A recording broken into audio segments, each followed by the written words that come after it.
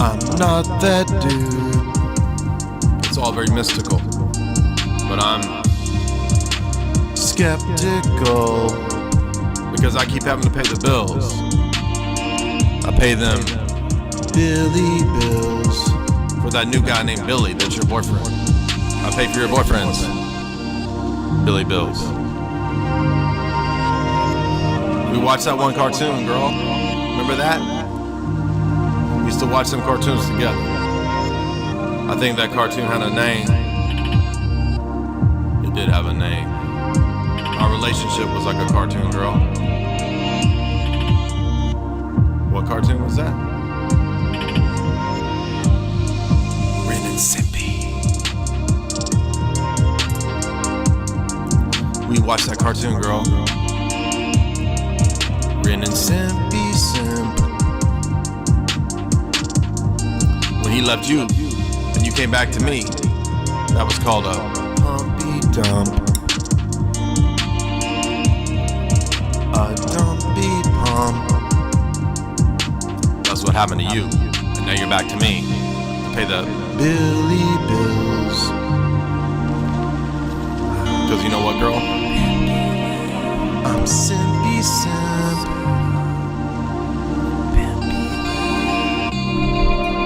Simpy Simp.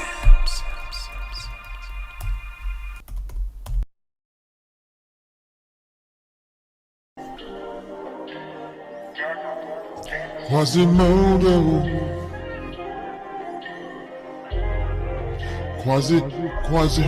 Quasimodo.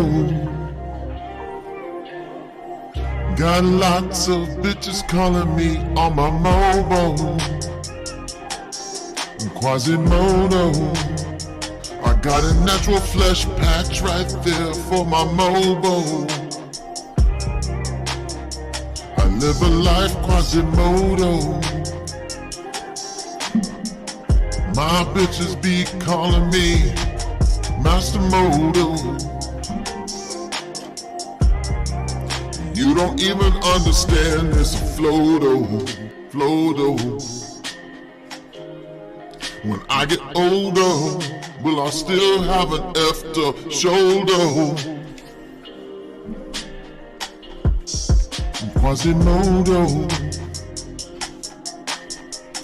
High school kids making fun of me and call me Play-Doh. On this back part right here, just this part is Play-Doh. Quasimodo, I'm up in my castle. It's very dank. I found her, humpback chick, she was stank on it. Quasimodo, looking for a Quasimodo.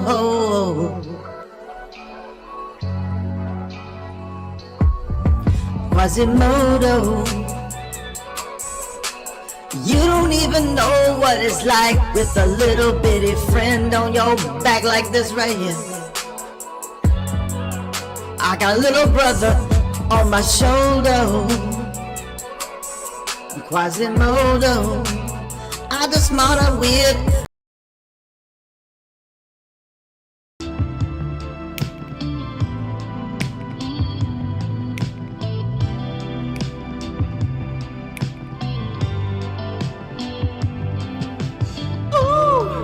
I'm in love with a heartbeat.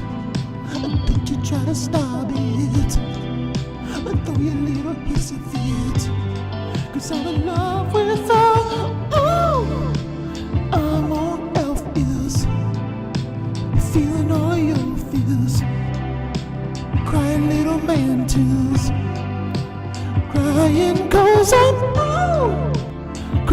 I'm a little bitch. A bitch with a sassy fit. A sassy little backpack full of lemon spread. Full of little lemon spread. Put on a little bit of lemon spread. Lemon spread on lemon spread. Itty bitty oh, feeling on elf ears. Feeling all of your fears. Will Willow versus evil witch. Nasty little son of a bitch. Willow versus evil witch. Sassy little bitch. Sassy little vamp. Sassy little Frodo. Back in Elijah Wood. Back in where you know I should. Back a little Limpus bed. Limpus bread. Back a little Limpus bread. Goes good with mustard. Ooh, ooh, ooh, ooh, ooh. Love with a hobbit. Don't you try to stop it.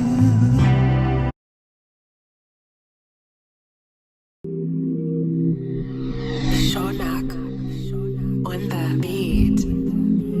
Girl, why you backbiting, whispering, DMing, and talking, texting? I don't like that. It hurts my feelings. Girl, you always out there just straight gossiping. Why you wanna do it when I got you bling? Girl, you just out there just straight up gossiping. Always out there in the streets just gossiping. Texting, texting, texting, doing nasty things. All you wanna do is just straight gossiping. Girl, why you wanna gossip? I took you on that trip. I gave you all that stuff, all that junk. And you just wanna gossip. Hurt my feelings, girl. Why you wanna do that to me? When I got you all those things. Got you all those things. Got you all the things. Gossiping. Why you wanna hurt me with your gossiping? Backbiting ain't nothing to all of me. Backbite, DM, and texting. Why you wanna do that to me? Gossiping. Telling my friends I got a little bitty thing. Gossiping and gossiping. Whispering and backbiting going psst, psst, psst, psst, psst, psst. Rumors going crazy. Going crazy. It's like a fractal of rumors all around. Now the streets talk me down. They make fun of me because of you, girl. Please delete and remove all the texts that you sent out. I don't care to who. Just delete. Just delete. Just delete all of those bad feelings, girl. Gossiping. Why you Students with ADHD save 10 hours studying with this Chrome extension. But no, by all means, go ahead, skip the ad. So my son was headed off to camp, and he shared a really cool thing. I said, "Hey, what are you hoping to get from this?" And he said, "Papa, I just want to meet new people and do cool things." There's a lot of cool people in the world. There's a lot of cool things in the world. Did you ever notice that? A lot of cool people. There's a cool guy named Bob and Bill. There's also a pretty cool guy named Phil, but not everybody's cool. Some people hit, but that's okay.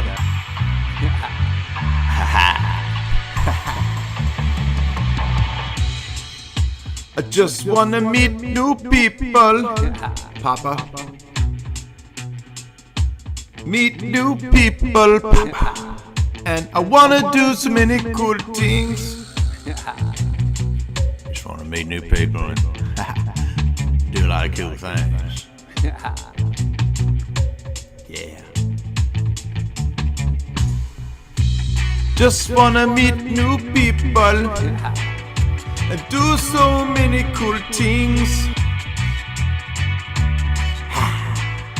I just wanna meet new people, and I wanna do so many cool things. Yeah. I wanna meet people. You know, the world has a lot of cool things in it. Like this thing right here is pretty cool. This thing's kind of cool. This middle finger is homemade Band-Aid's cool. You ever think about how many cool things there are? It's a homemade Band-Aid. Pretty cool. 1 million cool things in the world. 1 million. Think about Michael Jordan. He's pretty cool. You ever think about maybe something from the 90s that you like a pair of jeans, or something like a Beanie Baby that's pretty cool. There's a lot of cool things in the world. You ever think about it? I just wanna meet new people and do so many cool things. What's up? Welcome everybody. Why is he playing so much music? What's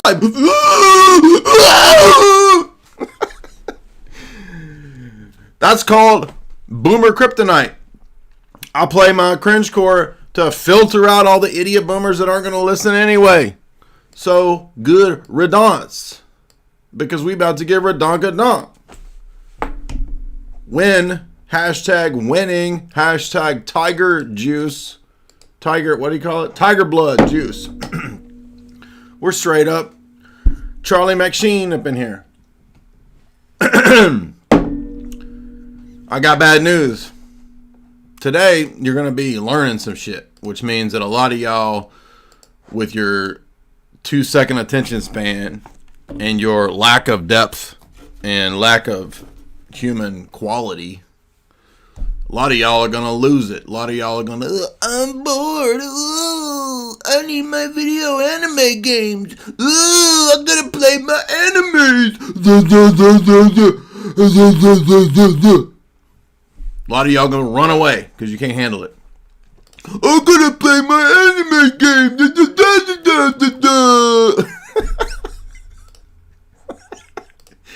I don't even get animated until I start looking at the chat, and y'all the ones that make me just lose it. I'm just joking. We're having fun. Shout out to all these people buying memberships. We got Jonathan Moreno. Hey, Moreno. Hey, bro, you barely made it, dog. You just got in. He gives a membership to himself. Rachel Wilson gifts 10 memberships. Damn. Bobby C is in the house. $5. He says, I'm glad you got monetized. I also miss not having ad breaks. Hey man, what you want me to do? That's the ads is what pays the bills. The ads keeps the lights on and the water running. David James Flood gifts 1 membership to himself, I guess. I don't know. Shout out to all these members. I did remember for the members that when I make the YouTube members stuff for YouTube members, website people suddenly can't access it for the video. So I will fix that because I will make copies and add that for the website members. I just haven't had a chance to do that yet. Trying to finish Esoteric Hollywood 3. It takes forever. It just takes forever to write fresh. Shout out to Spice Girls. I don't know why. Just shout out to the Spice Girls. What I really want. Shout out to Yakub, who created the Spice Girls. If Yakub had not created his experiment of white people, would we have Spice Girls? No, we would not. Exactly. We're going to get y'all's money right today. So I'm sorry it's going to be hard on y'all. A lot of you little whining people are, I need my anime games. With your anime games, you're not going to like today. Because you want to be broke. You want to be dumb. You want to be poor. That's what you want. Cool. Tune out.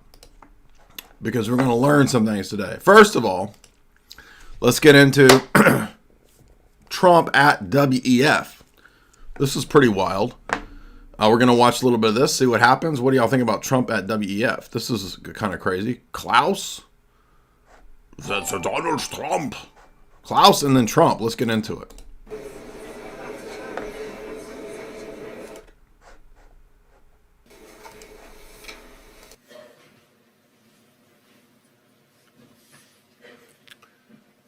Mr. President.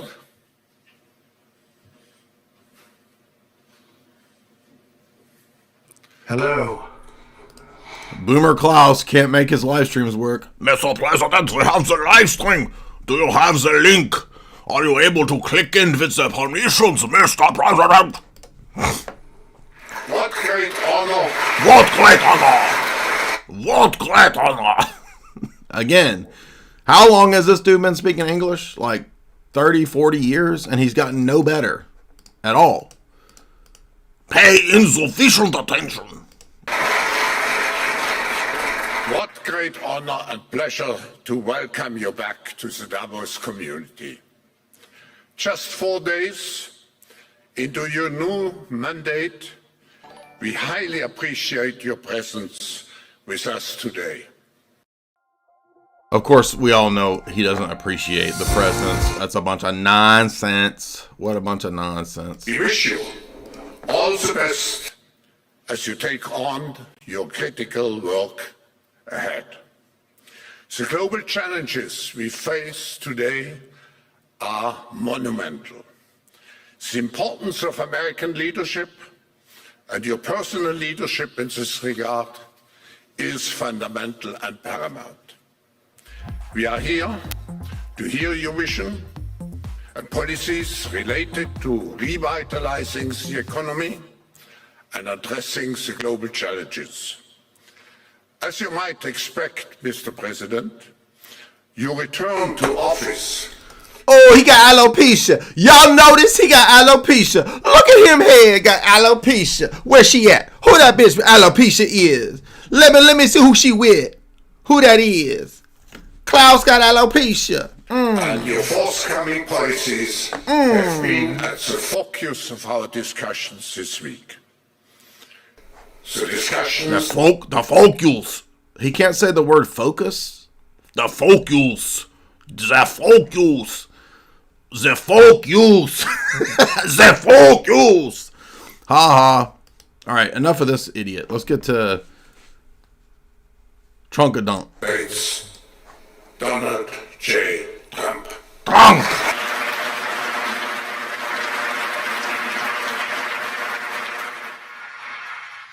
Well, thank you very much, Klaus, and hello to everyone in beautiful Davos. This has been a truly historic week in the United States. 3 days ago, I took the oath of office, and we began the golden age of America. The recent presidential election was won by millions of votes, and all seven, every one of them, all seven swing states. It was a massive mandate from the American people like hasn't been seen in many years. And some of the political pundits, even some of my so-called enemies, said it was the most consequential election victory in 129 years. That's quite nice. What the world has witnessed in the past 72 hours is nothing less than a revolution of common sense. Our country will soon be stronger, wealthier, and more united than ever before, and the entire planet will be more peaceful and prosperous as a result of this incredible momentum and what we're doing and going to do. My administration is acting with unprecedented speed to fix the disasters we've inherited from a totally inept group of people and to solve every single crisis facing our country. This begins with confronting the economic chaos caused by the failed policies of the last administration. Over the past 4 years, our government racked up $8 trillion in wasteful deficit spending and inflicted nation-wrecking energy restrictions, crippling regulations, and hidden taxes like never before. All right, so off to a pretty good start. Of course, Trump always starts every talk with how everything is wonderful and amazing. It's wonderful, it's really amazing. Everything that we've done is the best ever, and we're going to have a part 2 of everything that is basically the sequel of everything before. It's going to be amazing. We're going to have a sequel to everything that was part 1, but part 2 will be Trump's sequel. It's going to be amazing. A very wonderful sequel. Every day I'm struggling since $20. Jay, I'm coming in hot right away. Happy monetization days. I don't want to mess it up, but do you have an opinion on the Dutroux affair? Of course, we've covered this when we covered Program to Kill. Every time y'all ask me questions, you got to go into my archives, dog. I don't. Let's see. Here's a 2-hour one where we talked about Program to Kill. I think we mentioned. Yeah, I talk about Dutroux affair here. Here is a smaller analysis. So, and I think I mentioned it in my serial killer series. And yeah, but you got to go into the archives, dog. Raziel, $5. Hypothetically, would you consider speaking at a university like Regent Law School?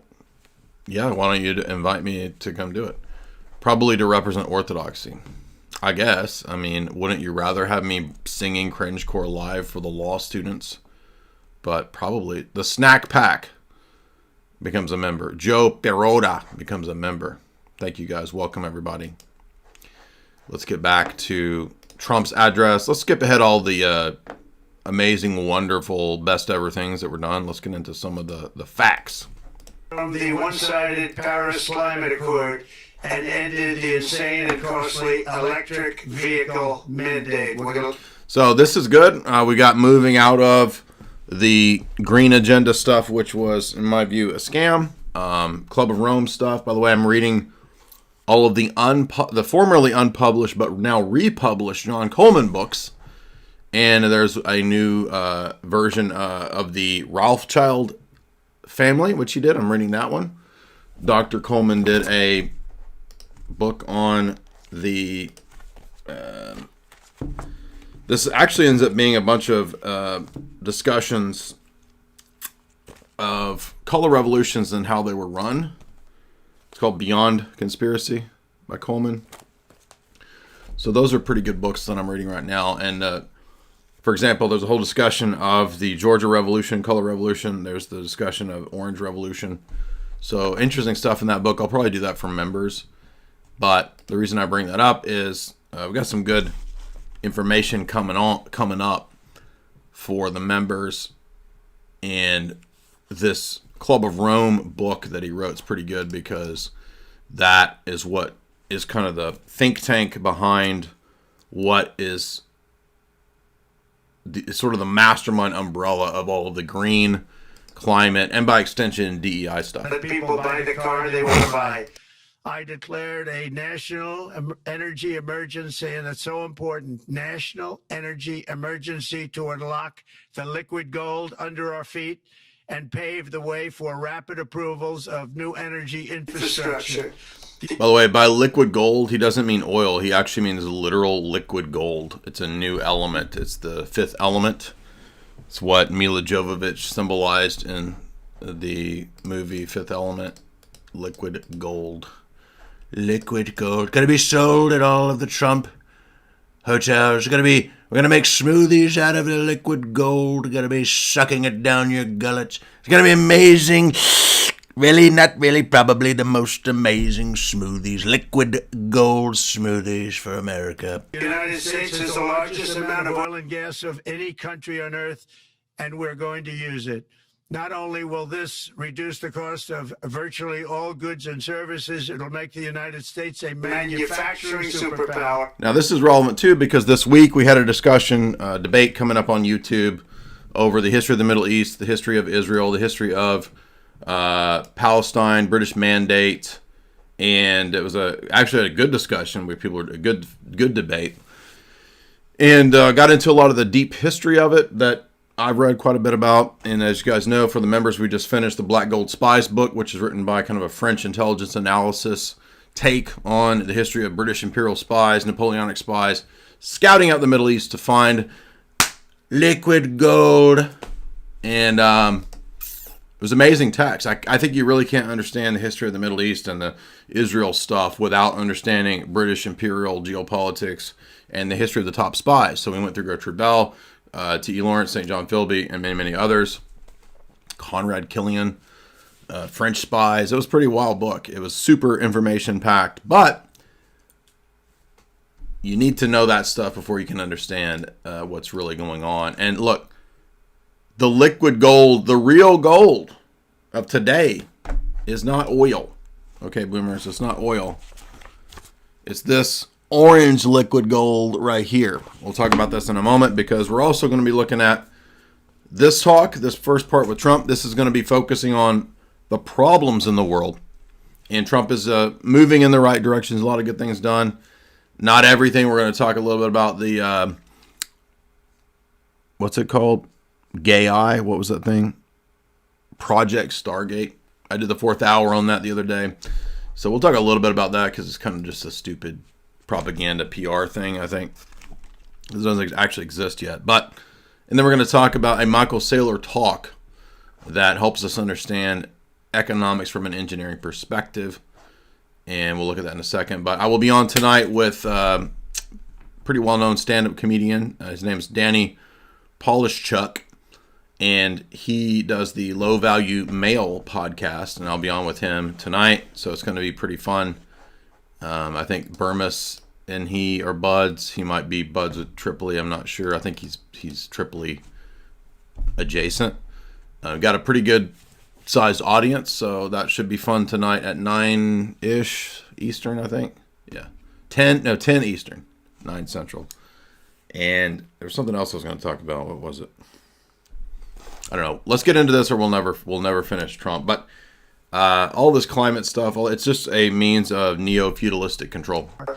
And the world capital of artificial intelligence and crypto.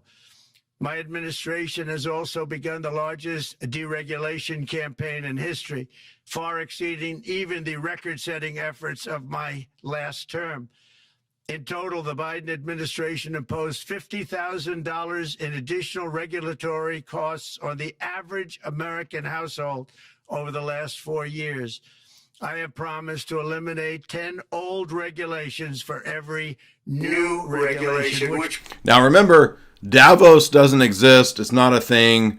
People have been mocking what we talked about. I made my first Davos video 7 years ago talking about World Economic Forum. I've been talking about Beberg I read Daniel Estlin's Beberg book in the 2000s. And so many normies, so many blue check, journo, disinfo losers, so many people in the religious sphere, in the church sphere, mocked for years. This doesn't even exist. What's the World Economic Forum? It's not a thing. Well, it's not a conspiracy. And then now we have essentially Trump speaking to this globalist entity, essentially telling them that it's not going to be the way that it was in terms of internationalism ruling the roost. Now, people are always complaining, oh, Trump's not doing everything that we want. It's not perfect. It's all fake. It's all fake. It's not all fake. In the world of politics, you never get all of your platform through. And Trump is not perfect, but he's way better than what we've had. The previous people were literally working to destroy the country. And even if we get about half of what he talks about doing through, that will be better than anything else we've ever seen. And already, just moving towards Bitcoin is a huge movement in the right direction. I'm really tired of all the conspiracy people who are so solidified in everything being a conspiracy and everything being fake, everything being controlled. That's the mindset of why you didn't buy Bitcoin 7 years ago when I told you to, even though it's not registered financial advice. You didn't listen. You doubled down on your hard-headedness, and you're still doubling down even though Bitcoin will go to $1 million. It'll never go to $100,000. Here we are, over $100,000. It'll never go to $1 million. And you're going to be proven wrong yet again, and you'll double down yet again. The CIA created Bitcoin. It's the NSA. Where is the evidence of the CIA creating Bitcoin?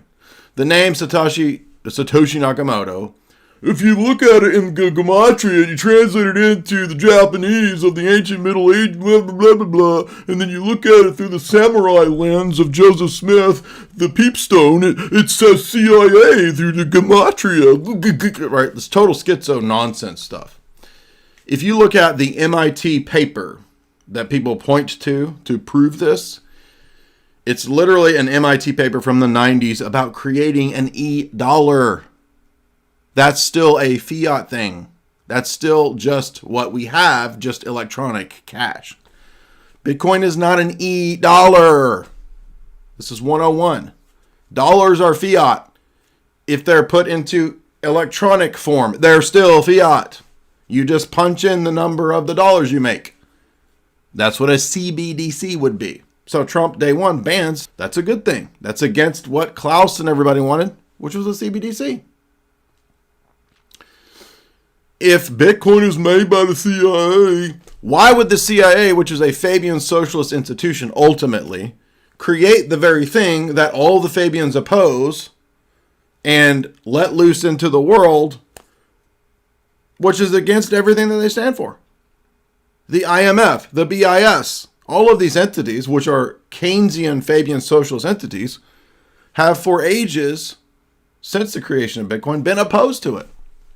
Oh, but that's all fake. That's all to make you think they're opposed to it. Da-da-da-da-da-da. You people are as dumb as the Q people. Everything's fake. Everything's a conspiracy. Even though, all right, I'm not even going to go into that stupid stuff. It's not even worth it. You know, again, just stay poor. Like, why are you even fussing? Just go be poor. That's what you want. And then when you keep failing, you're going to blame everyone else who's successful. And then you say, well, they sold out. He's working for the CIA and the KGB and the Mossad and everybody all at once because that's how he got successful. It's the only way. It's the only way. It's not me being an idiot. It's them selling out to the CIA. Will soon put many thousands of dollars back in the pockets of American families. To further unleash our economy, our majorities in the House and Senate, which we also took along with the presidency, are going to pass the largest tax cut in American history, including massive tax cuts for workers and family, and big tax cuts for... Now, this is all great, and he has said getting rid of the IRS, amazing. Talked about the Federal Reserve, that's all great.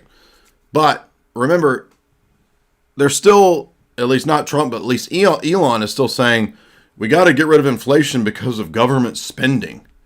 Inflation is high because of government spending. Spending has nothing to do with inflation. Inflation is because the private central banks can print the money. That's what inflates the currency, making it less valuable.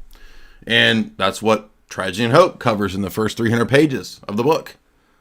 And that's what every libertarian, von Mises, Ron Paul, everybody who's been screaming, well, we got to audit the Fed. Oh, we got to audit the Fed. What has Ron Paul endlessly said? Well, we got to audit the Fed. Why? Because it prints the money and devalues the currency. It's that simple. And all the gold boomers understood all that, but they still can't wrap their head around Bitcoin. Well, that's not real. I can't touch it. Well, you know, I don't. If I put money in my Game Boy and I rub it on the ATM, none of the gold comes out. I don't understand it. Or Paul Craig Roberts, oh, Alex, we got the dollar. The dollar. Why, Alex, it's not tied to anything. The dollar, we got to go back to the gold standard, Alex. And if the neocons in Washington will get out of the way, we can have giant Spanish galleons sailing around and we'll bring out the gold chests with $1 billion of gold, Alex. It's the future. Old Spanish galleons and chests of gold in the future, the balloons, Alex. Okay, boomers. Yes, 1500 Spain is the future. Right? Captain Jack Sparrow, the future. Alex will have the Black Pearl, and everybody will sail in a free market to the other countries on the back of the Black Pearl, and they'll throw gold doubloons, Alex. Does anybody even know who Paul Craig Roberts is? I don't even know my impressions. Well, we got to audit the Fed and go back to the... No, I'm just joking. Because Ron Paul actually does believe in Bitcoin. So he was at the Bitcoin conference. I didn't hear him. He didn't speak. He was doing like interviews at little media pods or whatever. But no, Ron Paul gets it. So props to Ron Paul over PCR. But... They just, man, I don't get. They just have a hard. It's amazing to me that Trump wrapped his head around Bitcoin. To me, I can't even. I mean, this is a huge change from a year ago.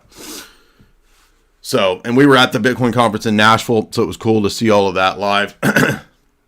And in a minute, we're going to go to the guy who does the My Financial Friend channel. He was a nice guy. We met him at the Bitcoin conference. Got a picture with him. Cool guy. And he put up the Michael Saylor lecture that's new that goes really deep into Bitcoin. So we're going to do that next. We're going to do a commentary on it. You guys are going to learn and stop complaining and whining. I don't understand Bitcoin. When are you going to do a talk about explaining? I've done it many times. You guys just don't go into the archives or it's buried in the algorithm and you don't see it. Okay, we'll do it again. How about I do every day on Bitcoin? And then people will, whoa, stop talking about Bitcoin. I want to be poor. Stop talking about it. the only way to be spiritual is if you're really poor, and that's what God really loves, and especially when I talk about how poor I am on the internet and pray about it. Oh, pray, let me pray on Twitter, look at me pray, oh, I'm so poor, I'm so spiritual, I'm so righteous, oh. Yeah, that's what Christianity is about, is just publicly portraying how poor you are, and that makes you more righteous. Domestic producers and manufacturers, and we're working with the Democrats on getting an extension of the original Trump tax cuts, as you probably know, by just reading any paper. My message to every business in the world is very simple. Come make your product in America, and we will give you among the lowest taxes of any nation on earth. We're bringing it down very I understand that because Trump made Trump coin, he doesn't truly understand Bitcoin. I'm speaking in colloquial speak. I know he doesn't deep down understand the philosophy of it. So thank you, know-it-alls in the chat. Thank you. substantially, even from the original Trump tax cuts.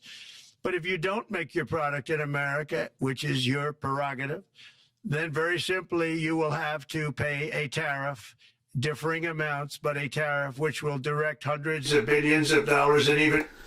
Now, this was the way that the government made money prior to the Federal Reserve, was through tariffs. I mean, I'm sure there was other ways, but the idea of the IRS and taxing everybody in extreme, just insane levels, which is part of the Communist Manifesto planks, which is, by the way, one of the ways you can demonstrate that Marxism, socialism is actually a big banker scam, is that the big banking elites have always promoted and pushed Marxism historically. By the way, there's another book that John Coleman wrote that's actually really good and has quite a bit of the sourcing, because his books are notorious for not sourcing. One World Order, Socialist Dictatorship. This is actually a really good book. Anyway, so no, the federal government does not need to attack its own people and leech off of their hard work when the the private Federal Reserve can print as much money as they want and give it to their friends, as Jack Mallers said 2 days ago, or whenever it was, a week ago. Why should I have to work and pay taxes on what I work for when those people can make as much of that money out of thin air and give it to whomever they want? It's a rigged game. And Mallers has a great argument on that point as to why he would not ever even live on a fiat standard, and has created the Strike app for basically just living via Bitcoin. I'm actually really close to doing that. I mean, we already kind of do that, because anything that I get is immediately converted into Bitcoin, always. We've been doing that for many, many years. It's worked really well. I'm still not sure about how it works because you have to pay taxes. But if Trump does what he's talking about here and gets rid of the the capital gains taxes or whatever, no crypto tax, whatever that means, that would actually make it super, super easy to literally just live on a Bitcoin standard. So basically every fiat you get immediately gets converted into Bitcoin. You don't even worry about the daily cost. I think this is the future. A lot of people are going to be doing this in the future. And the only thing that we already kind of do this, the only difference is that there is some money in my bank just to pay the damn taxes, because they're crazy. If you're self-employed and whatnot, I mean, it's, you have the worst taxes. And that's by design to make sure that you don't rise up and become successful. So if you ever thought that this system was actually structured for success, no, it's structured to keep you out of success.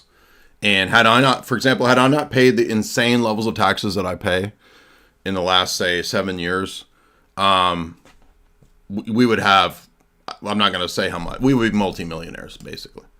And because that's how much you pay in taxes. I'm not saying I pay millions of dollars in taxes. I'm saying that the amount of money that I put into taxes, if that had been put into the Bitcoin that I would have bought, we would already be in the multi-millions of Bitcoin. So, taxes are crazy. Bobby C says for $5, have you used BitPay? I have the BitPay app. I have not used it because it seems like it's just going to be a lot of buying.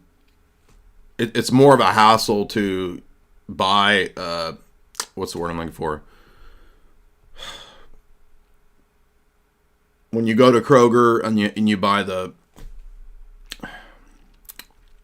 I can't think of I'm going blank on the word I'm looking for. Like, you can live just on crypto through something like BitPay, but it's a huge hassle because you have to buy like a Kroger card that you put the cash onto when you cash out.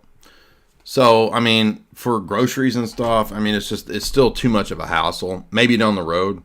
But if you listen to Mahler's talks, it actually does make sense for everything that I can tell except for taxes. And if Trump gets this through, then we won't even have to worry about that. So then you would it would make absolutely no sense to not live on a complete Bitcoin standard for everything. So the Strike app's supposed to do that. I haven't used it yet. I've downloaded it, but I've not used it. So I can't speak to whether the app is good or whatever it probably is. I don't know. I just haven't used it yet. Watan Jatuan, $5. Hey, hope you're doing good. Are you doing any events in Texas? Not so far that we know about yet, but a lot of times events just pop up. But I try to let everybody know as far ahead of time for events, for live events. So if anything does come up, I'll definitely let you guys know. ID bro, $5. It won't let me write out my super chat. Check the chats, thank you. It's about 2 books. It's about 2 books. What is your about 2 books? By the way, if you use Streamlabs, I think you can write longer. You can write more text on a Streamlabs.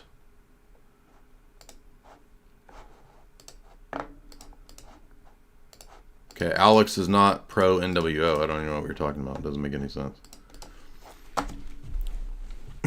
You'll notice that as soon as we start to have some victories, suddenly, oh no, everybody's working for the New World Order.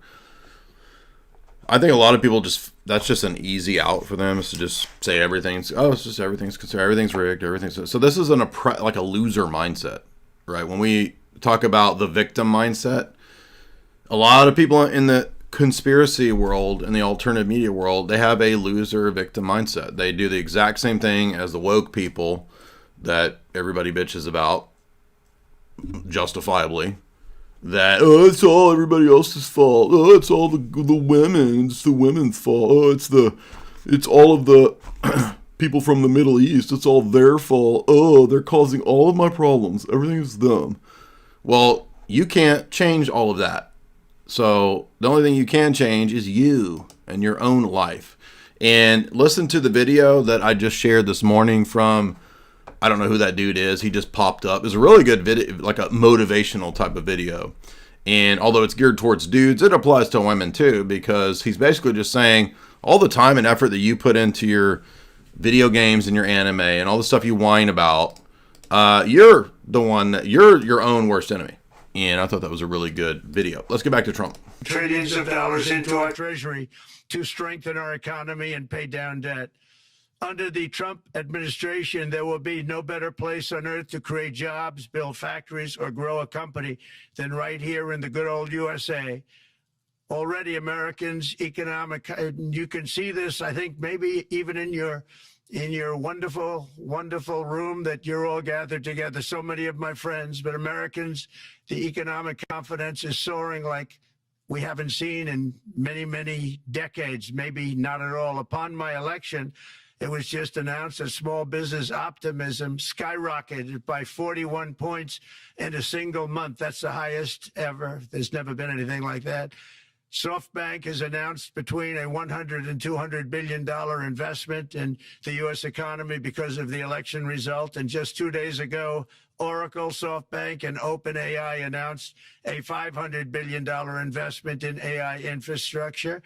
Other companies likewise have announced billions and billions and billions. So I don't know what you guys are whining about. Like, we try to do a mature analysis over here. Debating all day whether this Elon or Trump or anybody is a hero or a malicious villain, whether they're all compromised. None of that is going to get you ahead. None of that is going to solve your problems. So what you have to do is focus on the things in your life that you can change. Everybody wants to focus on things a million miles away that they can't do anything about, which, by the way, is a leftist mindset. It's a leftist mindset to, you're a gamer and you're obsessed with what's happening in the Middle East. What does that have to do with your day-to-day life? Are you actually starting a business? Are you actually making money, preparing for having a family? No, you've adopted a demoralized mindset, a childish, immature, neoteny-based mindset where you think that you can retreat into the fantasy worlds and just whine and bitch all day. Adding up to trillions of investment in America, in the United States. And it's also reported today in the papers that Saudi Arabia will be investing at least $600 billion in America. But I'll be asking the Crown Prince, who's a fantastic guy, to round it out to around $1 trillion. I think they'll do that because we've been very good to them. And I'm also going to ask Saudi Arabia and OPEC to bring down the cost of oil. You got to bring it down. Now, this is interesting that he mentioned this because this is part of the debate on Twitter in regard to the Middle East and the British Empire and oil in Israel. Because I don't recall all the details, but it's Engdahl has a great analysis, a great chapter explaining how the 1970s oil crisis was organized by Kissinger at Beberg via OPEC to essentially set up the petrodollar. But the petrodollar is based on this globalized oil market that relies on places like Saudi Arabia. So my assumption being that allows a lot of control that we help. This is part of how we control Saudi Arabia, in that the deal is that we buy the oil from them. But we don't need that, right? We could have been completely energy independent. We don't have to, but this was all organized and set up by global elites in that architecture of control, creating an intentional empire where the American economy is outsourced. It is turned into a service-based economy, except for tech. That's the only thing that was allowed to remain. And then we rely on all this stuff that we don't even need to rely on. But that was all done on purpose because of a Fabian socialist technocrat agenda to create a world globalized market and society, global citizens. But it's done by design. And so when Kissinger is doing all this, he's doing this at the behest of the people who recruited him and put him in that position, the Rockefeller family. On record, by design, admitted 100 times over in the writings. So we know that whatever he's engineering has nothing to do with what's good for the West or nation states. They moved the West out of a production economy that was decided upon in the 1920s at Pratt House, at the creation of the Council of Foreign Relations. They decided we want an American imperium and we're going to get rid of the isolationists. That was part of the reason for the wars, because we had to be involved in these European conflicts by design.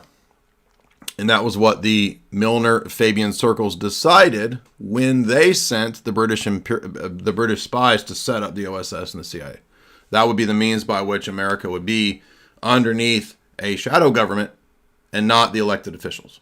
So people expect that, we're going to have Trump's going to save the day, or he's a villain. If he doesn't do everything perfectly, or if everything doesn't happen right away, then they're all villains and they're all fakes and it's all compromise. Look, the whole world of politics is compromise.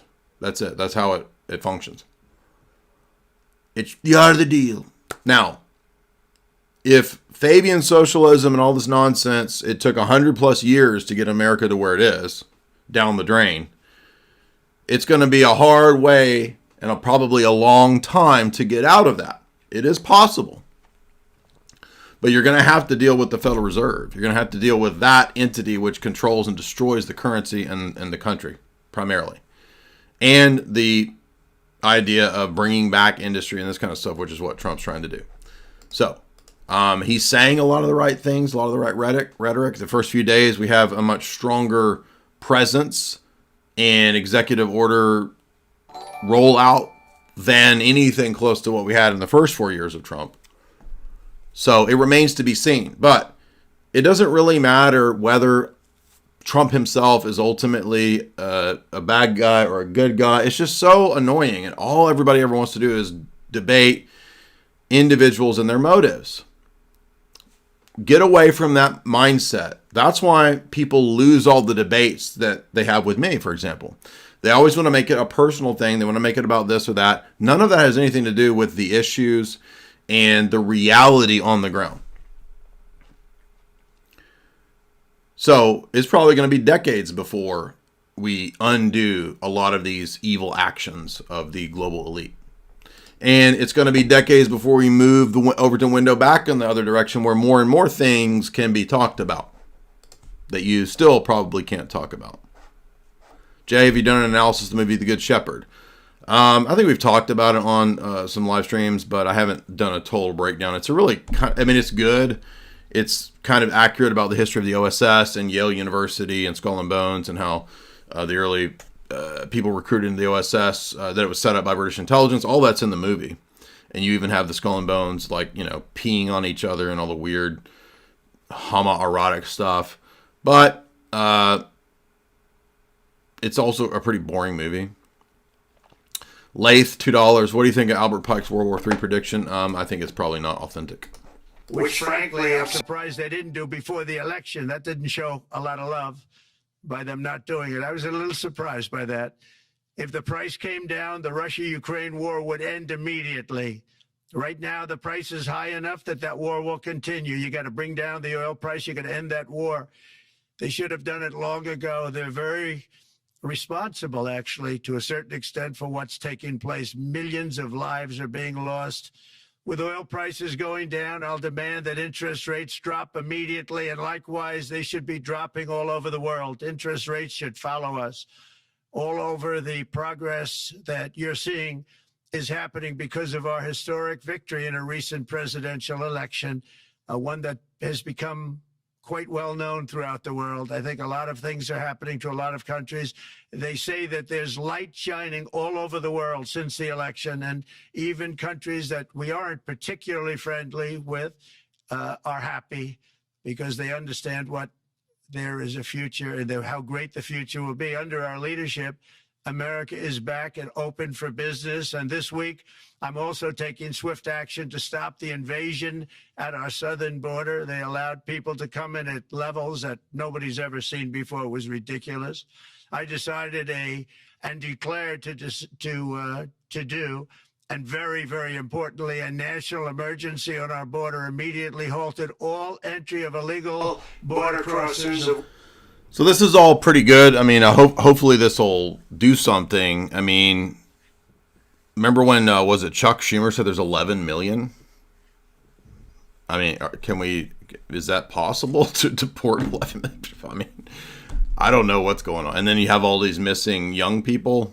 You can guess what I'm talking about, that Lord Voldemort's been talking about. I mean, hopefully we can get on all of this. I mean, what's the purpose of the military? If it's not to do that, I mean, that's the whole purpose of having the military, is this kind of stuff.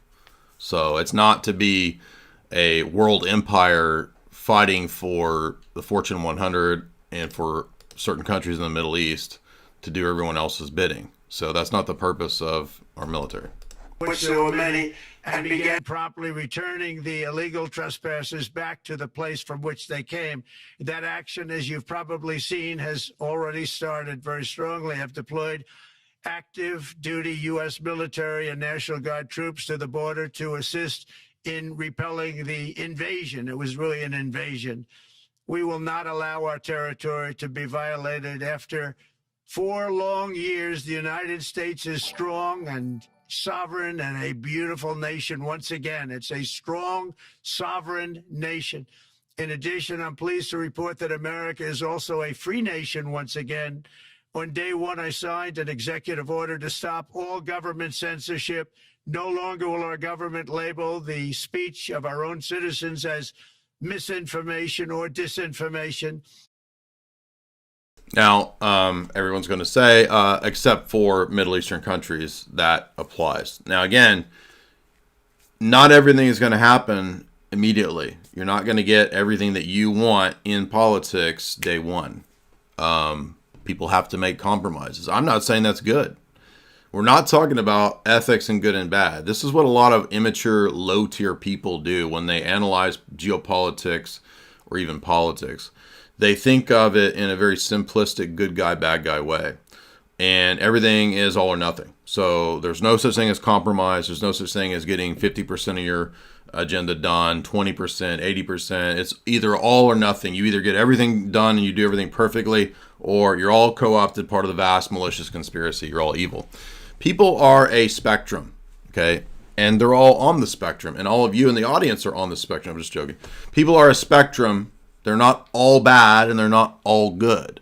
Some people are way more malicious and evil than they are virtuous. And some people are way more virtuous than they are evil or malicious. So there's a vast spectrum here.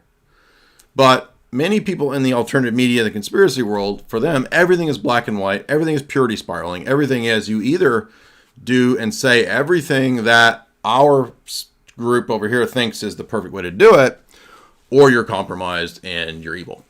And again, in the real world, it's not that way. Even just from our philosophy of ethics, we know that not everybody is completely malicious and evil. And so it's almost kind of a Gnostic Manichaean mindset that you're either in my pure group of the children of light, or you're in the duality, opposite dialectic of all of the sons of darkness. All right, and that's it. There's no such thing as people who are virtuous but have some vices, or full of vice but have maybe one or two virtues. So I think it's better to stop thinking of everything in terms of these all or nothing situations. It's also really immature and stupid to think about everyone in media or everybody in the alternative media being agents and being part of a conspiracy. That's really stupid. It's not even necessary. For example, remember the vegan stuff. Remember that was being promoted?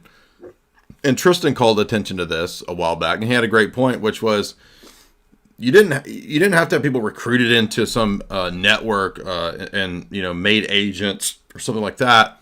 You only had to have like a few $1,000s given to these idiot YouTuber influencers to push veganism.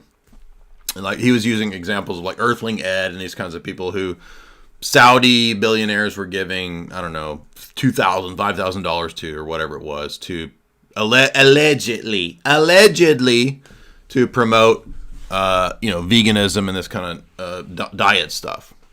And remember, well, I won't talk about that, but Koof times, we had similar stuff. So things are a little, I would say, simpler a lot of times than people in the conspiracy alternative media world. They overanalyze and everything is seen as 666 dimensional chess, which is precisely why so many of those people fell for that Q nonsense, which was idiotic.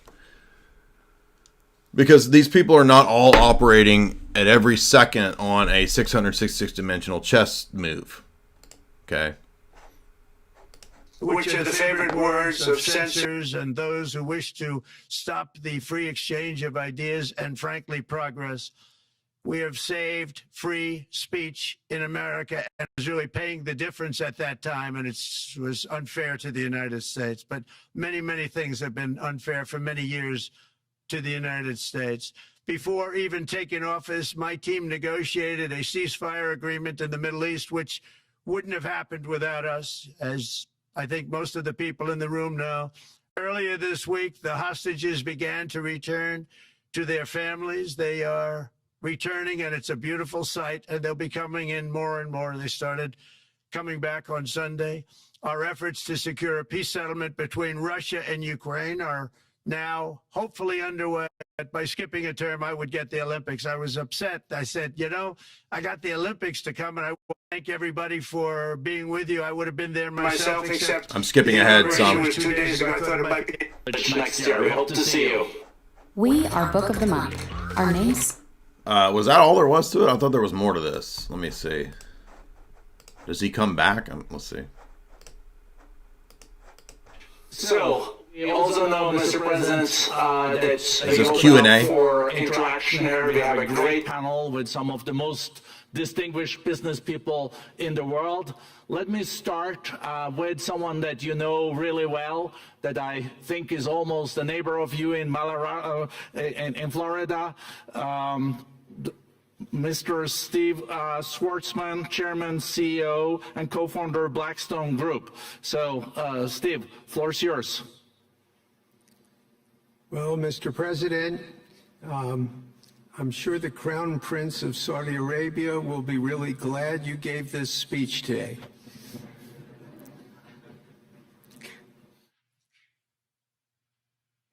You've had the busiest four in the EU. Ways it takes. And I'm going to give you a quick little example. In the private life, my beautiful private life, before I had all these things happening, the world is a little different. All right, so a 20-minute speech and then Q&A. I'm not going to do all this Q&A. That's going to put me to sleep, this boomer stuff. By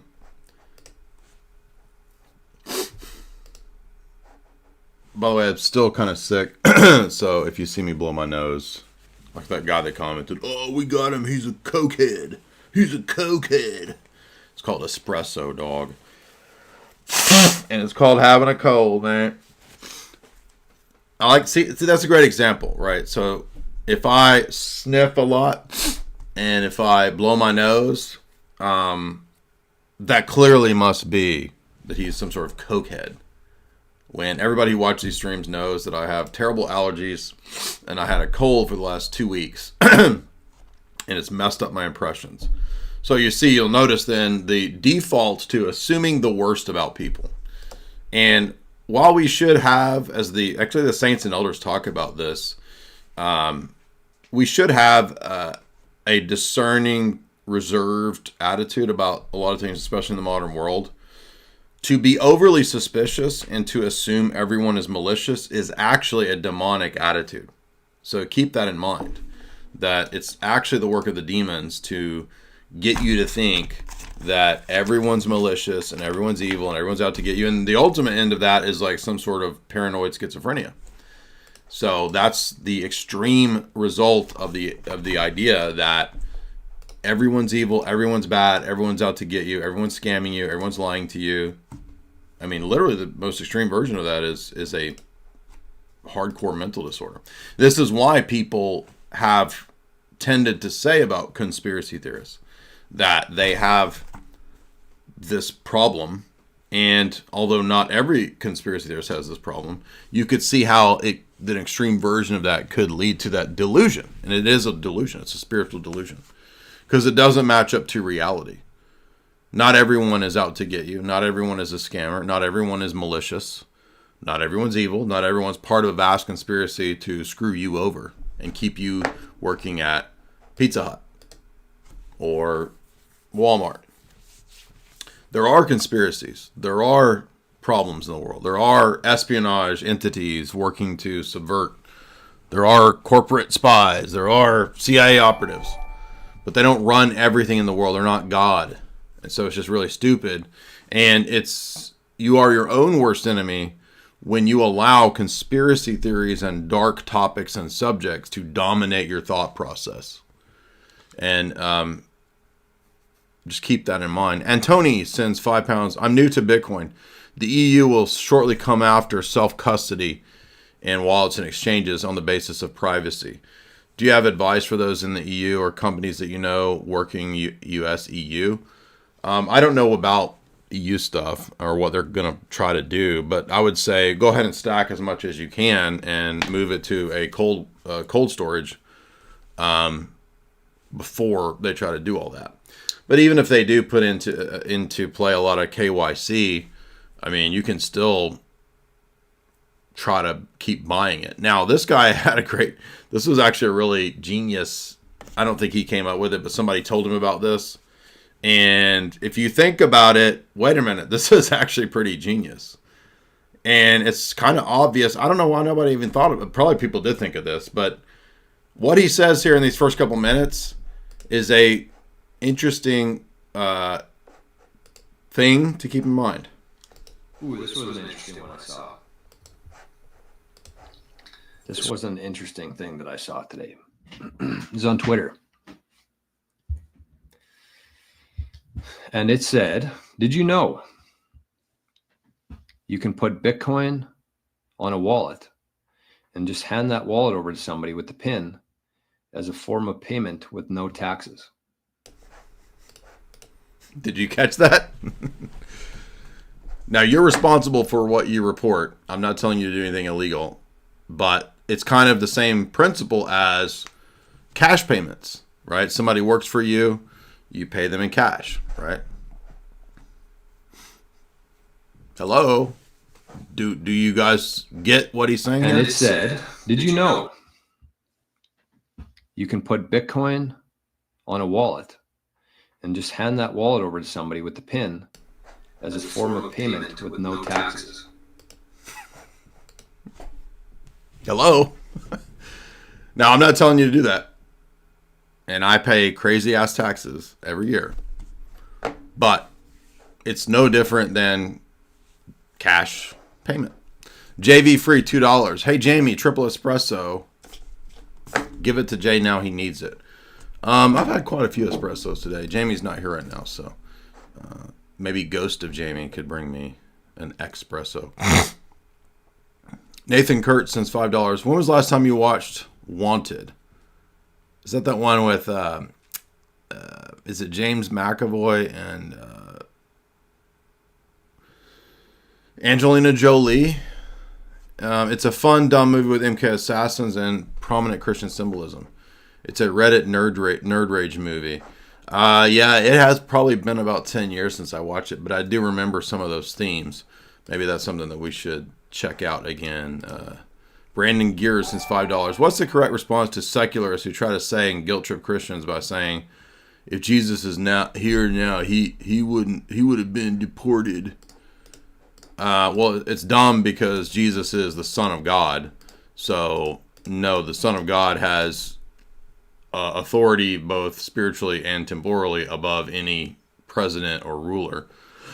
But it has nothing to do... So Israel had laws for visitors, for foreigners, and it had laws for maintaining the nation state. So it's really ignorance when leftists try to use the Bible or anything like this for no borders. I mean, it's just nonsense. It's completely idiotic, and it's totally ignorant of history. I mean, why would there be so many laws about how to treat the foreigners, and you have to actually treat them fairly? The foreigner can't come into your land and do whatever he wants. Like, he can't come and start setting up worship of demons or whatever. But you can't just automatically, get rid of them, or you have to treat them in a fair way. But that's presupposing that there is knowledge of and legal migration of those people. There's nothing in the notion of nation states. No nation state or empire in history has allowed unmitigated open borders. That has always led to the collapse of countries. So it's just nonsense to think that the Bible somehow vindicates open borders when the entire history, biblical history, is based on legal theory that backs up nation states, empires, and civilization. It's total nonsense. In fact, all today's laws, like legal theory about borders and whatnot, comes out of church law, comes out of biblical law. That is Western civilization. So all you have to do is just bury the leftist in his ignorance and idiocy by pointing out basic facts.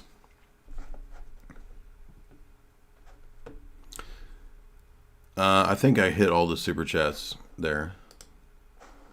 Let's see. Multiple people bought new memberships.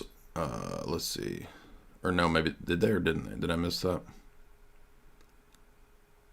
Holly is a member. Richard Lozano bought 5 memberships. Appreciate that. So we got 21 new members. I'm at about 200 members now, which is pretty crazy for the last week and a half, 2 weeks of being monetized. All right, so remember, I'll be live tonight with stand-up comedian Danny Polishuk on his Low Value Mail podcast at 10 p.m. Eastern. And we're going to get it over here to... Now, I thought about covering this, but it's off topic. But there ain't no way this goofy white woman stumbled into Muhammad and the Quran, all this nonsense. This is a great example of, in my opinion, I don't have proof of this, but my opinion is people that are like this woman that suddenly start promoting Islam, or like the Tates did, they, in my opinion, allegedly, they probably are paid to do this. So I don't know who. Maybe my suspicion is Saudis are actually really paying and promoting a lot of this Salafi Islam all over the internet. They're probably putting money into it. And that's why so many of the apologists of Islam are all of these Salafists, like Jake and Daniel or whoever. But there's no way this goofus woman here came to the conclusion on her own that Muhammad is prophesied in the Bible in the book of John. I mean, you have to be completely ignorant to think that the passages about the Comforter in the book of John, which are obviously about the Holy Spirit, which Jesus identifies multiple times over in those passages, that's about Muhammad. I mean, this is so dumb that the only way to pass this off on people is if people are completely stupid, which is how it works. There ain't no way this woman studied her way into, like who is reading the Gospel of John and thinks, oh, the Comforter, the one to come, that's Prophet Muhammad 700 years later. This is just mind-bogglingly dumb, dude. It's amazing that it even has to be responded to. If the Bible's corrupted, then it can't predict Muhammad, dummies.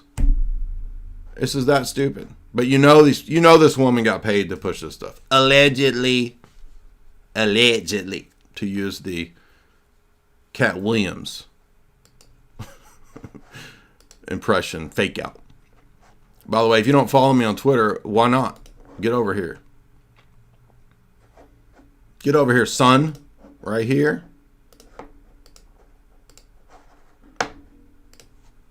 You know she doesn't know anything. Ain't no way nobody studies their way into thinking that John 15, 16, 14, 15, 16 are talking about Muhammad. It's so dumb. Like, what is your opinion on James Bond's On Her Majesty's Secret Service movie and the similarities to the Koof? I talked about it. In fact, we did podcasts on that ages ago. Not about Koof, but about stabbies. I think it's in my first book. I talk about that. So, you want my opinion on it? Get Esoteric Hollywood 1 signed copies. Yeah, exactly. I think it's a grift for the 304s that are pushing Islam now. I think that makes a lot of sense.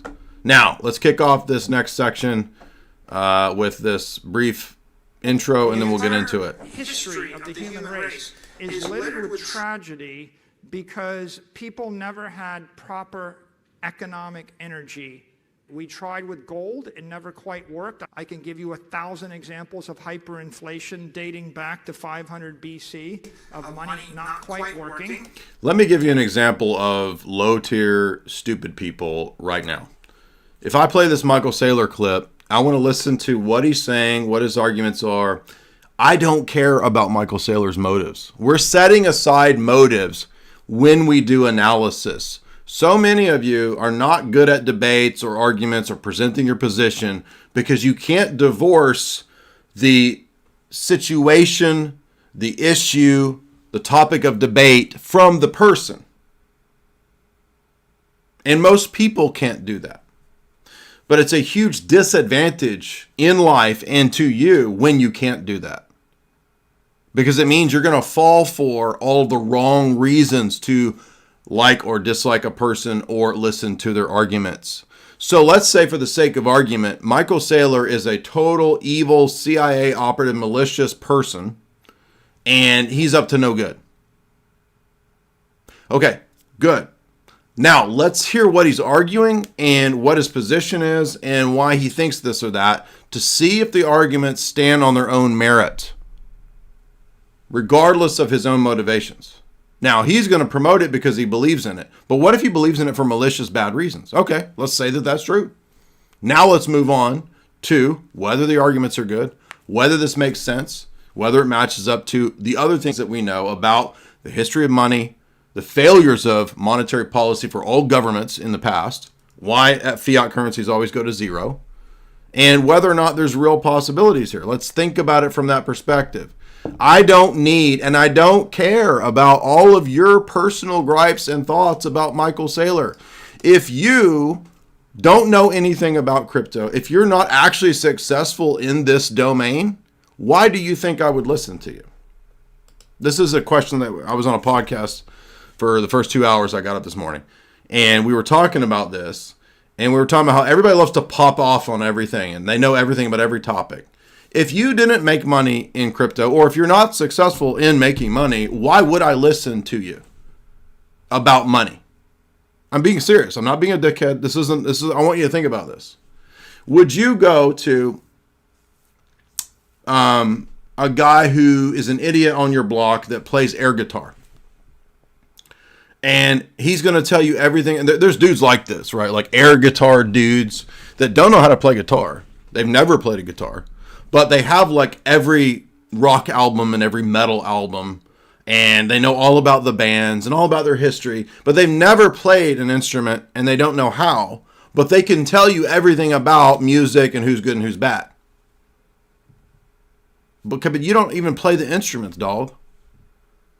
Or like sports dorks that know everything about stats and teams, but they're fat dudes that don't play basketball. Like, and the point is not, can they know about it without playing it? The point is that I'm not going to listen to you.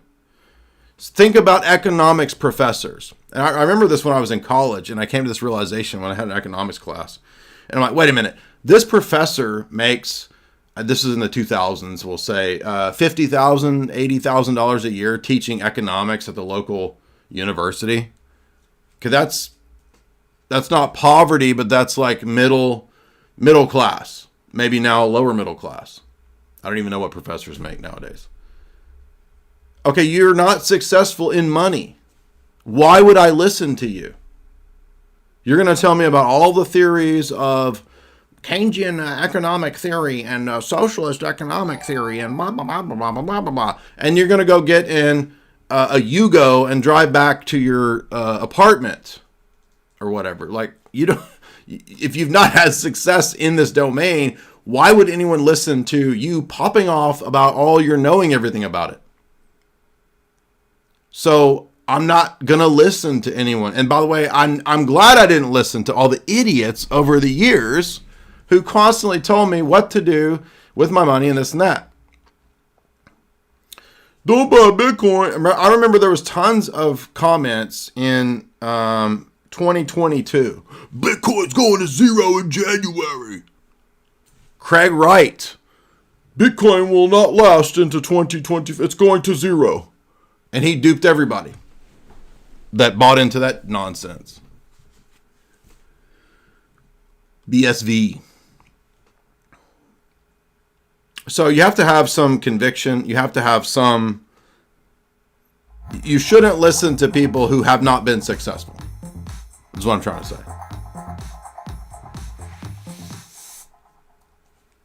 And it's just a weird thing. Like it's for some reason in, say, theology or in debate or logic or philosophy or maybe even economics, there's just this idea, which is not true in any other domain. Like if you wanted to get a bug sprayer or like like, would you go ask your neighbor about how to get rid of pests and bugs, or would you ask the bug spray, like bug control people? Like in every other domain, people go to people who have been successful in it. But for some reason in these other domains, people think that no, every internet goofball is who I should listen to. It just doesn't make any sense. And I guess the internet actually is part of why it's that way, because it gives everyone a voice. And I'm not saying that's necessarily bad, because there's pros and cons to this. But everyone can have the appearance of being an expert when they're not. And they've not had any success in these fields or in these domains, but they can pretend that they are and play like they are. And now, freaking AI, and by the way, I've noticed this like multiple times now in the past couple weeks. right? Where I'm having a discussion with somebody on Twitter, and I can recognize right away you're copying and pasting the damn Grok responses. You don't know what you're even talking about. And I don't even care that you ask a question to Grok, right? Like, what year was Balfour Declaration or something, right? And then it pops up the year. Yeah, it makes sense. No different than doing a search on Google. But all of these people are replacing actual education and knowledge of domain topics with AI, and it's not going to work, dummies. It doesn't, you might fool other dummies, but you're not going to fool people that know these topics, right? Like, if you've studied philosophy, you can't grok your way through debating people on philosophy. It's idiotic. Like that classical liberal dude last week. That was so stupid. It's like, dude, we can all tell that you're just copying and pasting what you put into Grok, dummy. You can tell the Grok speak. But look, there's always going to be people doing this. And look, they're not going to be successful. That's the point. You're not going to be successful faking it until you make it necessarily. For the first time in human history, we have invented a technology that allows a human to tightly bind economic energy to their person, or for a corporation to tightly bind economic energy to the corporation. What it means is you don't have to suffer an early, painful economic death. This person, Satoshi, offered us this gift. The gift is you get to own your own money, and no one can take it away from you. You get to keep your life force. And what do I think will happen? I think that companies' life expectancy on the Bitcoin standard goes from 10 years to 30 years to 40 years to 100 years. And I think living longer is a good thing. And I think families' life expectancy is dramatically increased. The half-life of money in gold is 30 years. Gold debases at 2% a year. The half-life of money in Bitcoin is forever. Some people will not appreciate it and they won't get it. That's okay. You don't have to buy it. Lots of people won't buy it. Clean money is just as important as antibiotics. It's just as important as fat. It's just as important as clean electricity. It's technology. It makes the world a better place. And I think that for 1 billion human beings that are destined to economic misery, for them it's the matter of life or death. Yeah, so basic points there to keep in mind. Alexander, $10. Jay, my friend, brought up St. Irenaeus saying that Jesus was possibly 40 to 50 years old when he died. I don't know how to respond to this. Irenaeus made a mistake. We don't believe the church fathers are infallible. Mr. Smirks, $5. What are your predictions for Bitcoin in Q4? I'm young, but I'm in the process of getting my commercial driver's license so that I can hopefully go all in before it skyrockets to 150. I do think that's likely on the table, anywhere from 200 to 500.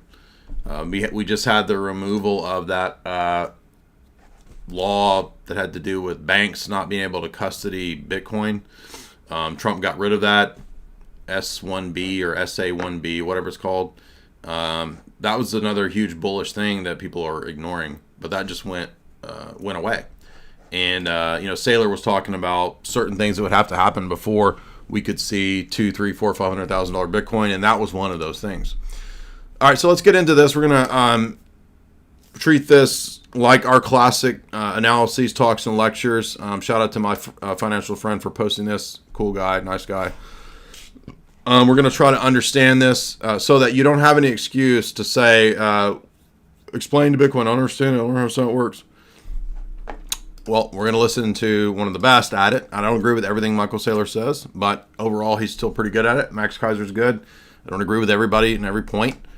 But we can handle and listen to people that we disagree with. That's another sign of being a mature thinker. And so we're not going to devolve into all the 100 reasons why so-and-so's a bad person. I don't care whether you think he's a good or bad person. It has nothing to do with what we're going to talk about today. Bobby C., $5. I have issues with Bitcoiners when they talk about it being like a religious movement. Okay, fair enough. Anything could be an idol. I know I took you away from probably a non-box lunch, but I'll try to make it worth your while. Everybody in the world, every investor, every executive is facing an economic and a technology challenge. You could specify the economic challenges. It's very difficult to outperform monetary inflation. When you look at the rate at which the currency supply is expanding. Now, this is what we talk about all the time. This should be an uncontroversial, clear point.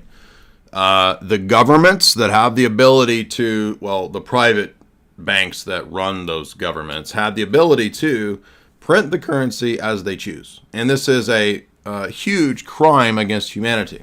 It's essentially value and energy theft over time because it dilutes the purchasing power of your money. And if you basically understand that simple point, which is, again, what Ron Paul has been saying forever and ever and ever, all the gold bugs, all the von Mises people, all the Austrian economics people, all the Bitcoiners, right? This is a fundamental point. That's what we have to understand. And this is not controversial because it's what Quigley admits in the first 300 pages of Tragedy and Hope, is that this is how the system works, going back to the early modern period in Europe when you had the ability to inflate gold notes. The banking elite figured out that they could write up more gold notes than they actually had gold. And so they could buy up stuff with inflated currency because they had the power of controlling the printing of the currency, the creation of the currency. Now, how do we get out of this problem?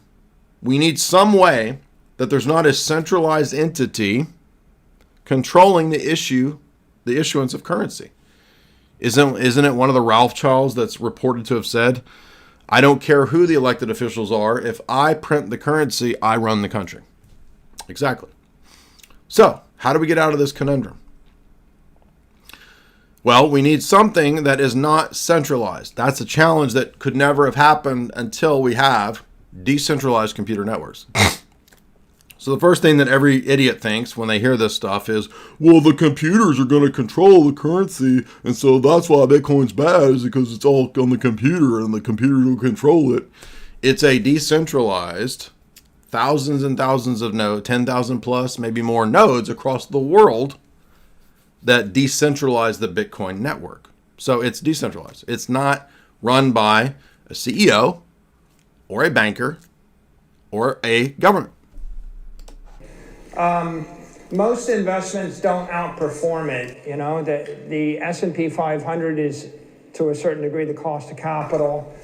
But and the point here is that if you're looking for ways, and this is what rich people do, wealthy people who understand this point, look for ways to store their money so that it doesn't lose value over time.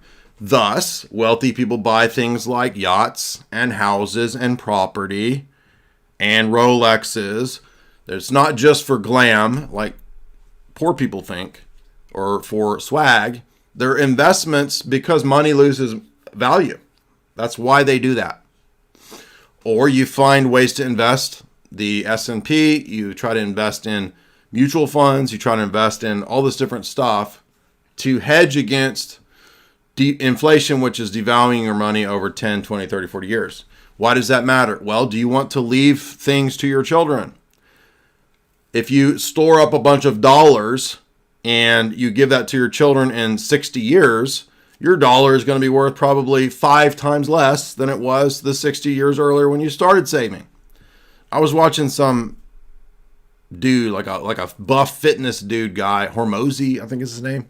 And I mean, it was an interesting channel. I'm not dissing the guy, but he was explaining how to make all this money in 40 years by the S&P and all these mutual funds. And I'm like, so I'm going to wait like 40 years to get a return, which was a good return, but like the returns would be like 10 times or 100 times greater in Bitcoin.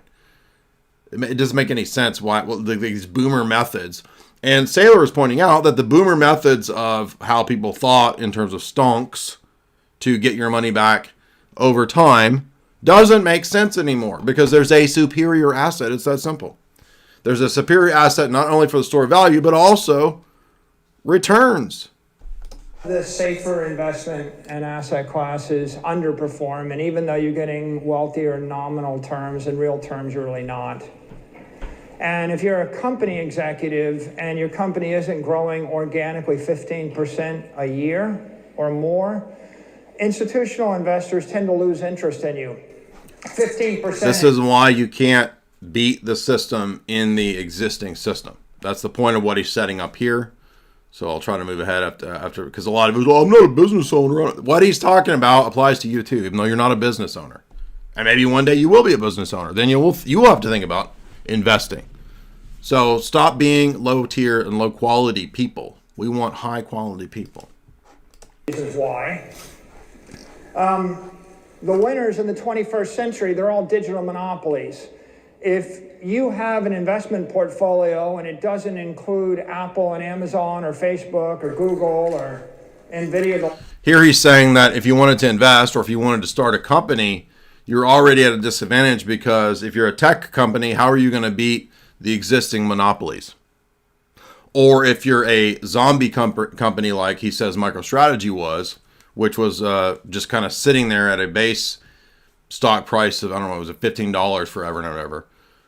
And MicroStrategy was not crashing, but it wasn't going anywhere. So it was just kind of sitting there.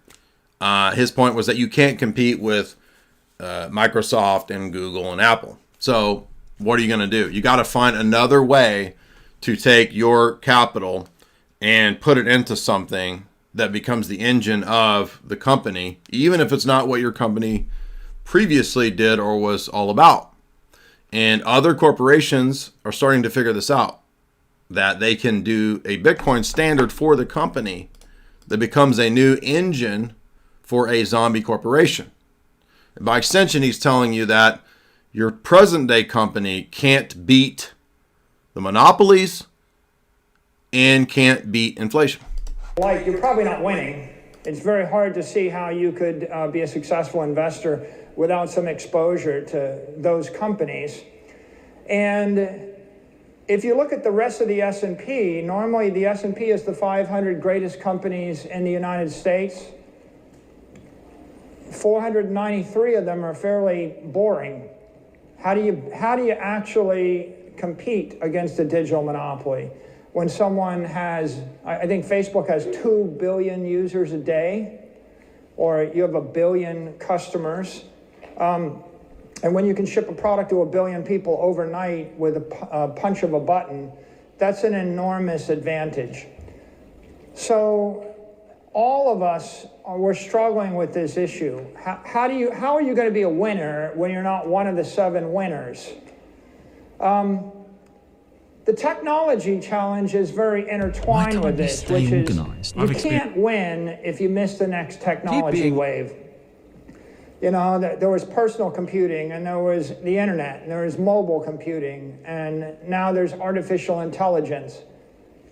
And I'm here to say that I think everybody in the world understands artificial intelligence is the next technology wave. But I think very, very few people, not so many, really appreciate there's another technology wave taking place, and it's a digital transformation of capital. It's digital capital.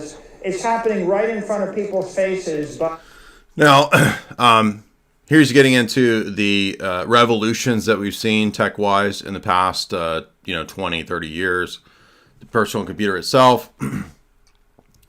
Graphic user interface instead of DOS, internet, mobile computing, cloud, AI, and then the next is the digitization of money, which only makes sense because everything else has been digitized. Music, your photos, your social interaction, social media. We're not here to talk about the good and the bad. We know there's a lot of bad to those things. We're looking at the facts, the objective facts on the ground. Set aside your hyper-moralism and how you want to signify to everybody that you're better than everybody and how you're so pathetic that you have to get on the internet to pretend that you're superior to people. That's lame. We're going to get out of that mindset. Okay, we're going to focus on the facts, the objective analysis. That's the only way that you get ahead in life, is to do it that way. Trust me. So what's the next revolution? It is most likely, it looks to be, the digitization of capital. Because it's unexpected and it's apparent. And you have to understand how big this is. This is not just another dot-com bubble, another type of Amazon. This is a totally new way to do money. It's an ethical, hard asset solution to the problems of the past way to do money. It's the only way it could happen is if there had been the computer revolution first. Because you cannot have a decentralized, objective, math-based system outside of the reach of governments and banks, outside of the internet coming first. That's why it was so genius what they created. Whoever created it. And it's better that we don't know who created it. Money needs to be divisible, portable, durable, recognizable, scarce. And so how would you translate that into digitization? Well, Bitcoin is that. It is deflationary. It is the ultimate store of value and energy over time. It is a closed system with a public ledger, so that it can't be manipulated, can't be cheated. It's not been hacked. It's decentralized and global. It's not under the purview or control of one government or one entity or one CEO. You have a cap at 21 million Bitcoins ever. So there will not be infinite Bitcoins. And it is really the opposite of the debt-based, fiat, usury-based system that we have seen for millennia. You understand that debasing the currency is an ancient thing. Babylon, Rome, they debased their currencies. They would take the gold in their coins or the silver in their coins, and they would start adding other metals to devalue it.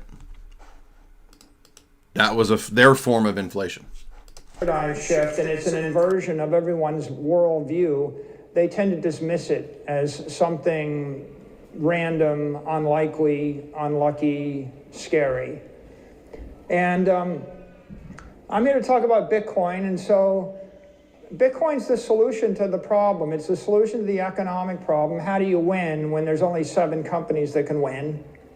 And it's a solution to the technology question. How do you get on the next technology wave? And how do you exploit it to the benefit of your investors, your family, your company, your customers? Now, how do I know Bitcoin is the next wave? Why should you think it's the next wave? Well, here's a chart. One point here. We have a super chat from our buddy Skooma Bear, $25. Thank you so much. Are there any good books that refute the idea that the Gnostic Egyptian mystery religions or traditions are the case? My friend is very deep into it, and I want to know how to combat it. So I did a video some years back critiquing Gnosticism. I also did a video from Irenaeus. So if you look up Against Heresies, Irenaeus, Gnosticism, that video will come up. So you could read Against Heresies, but that's a really long book. You might want to start in book 3 and 4 for the refutation of the Gnostic systems in general.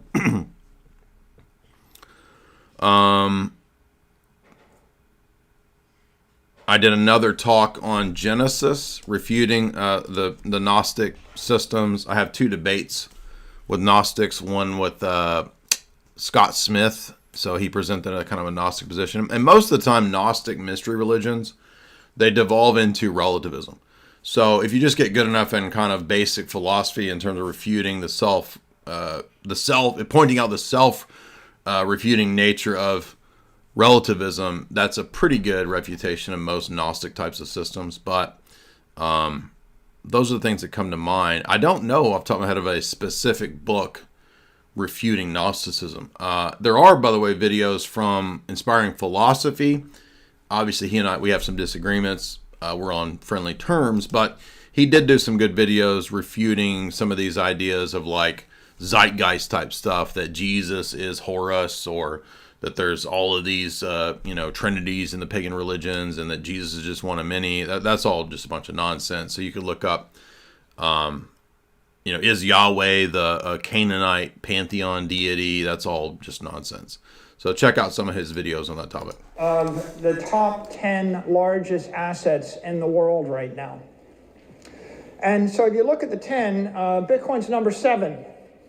It is the 7th largest asset in the world. Gold's number 1. Then you've got these magnificent 7 companies: NVIDIA, Apple, Microsoft, Amazon, Alphabet, Meta. And you got Saudi Aramco. and you got a little bit of silver. But of them, the fastest growing of these is Bitcoin. Bitcoin is growing 3 times faster than Microsoft. Why is it the next wave? Well, it's not just the fastest growing asset in the world. And by the way, it just flipped silver during this bull cycle. So why does that matter? Well, guess what's next? Gold, right? Well, it'll never flip silver. When we pass 100,000, it flips silver. Okay, so the next flippening will be gold, and it will flip gold. Watch.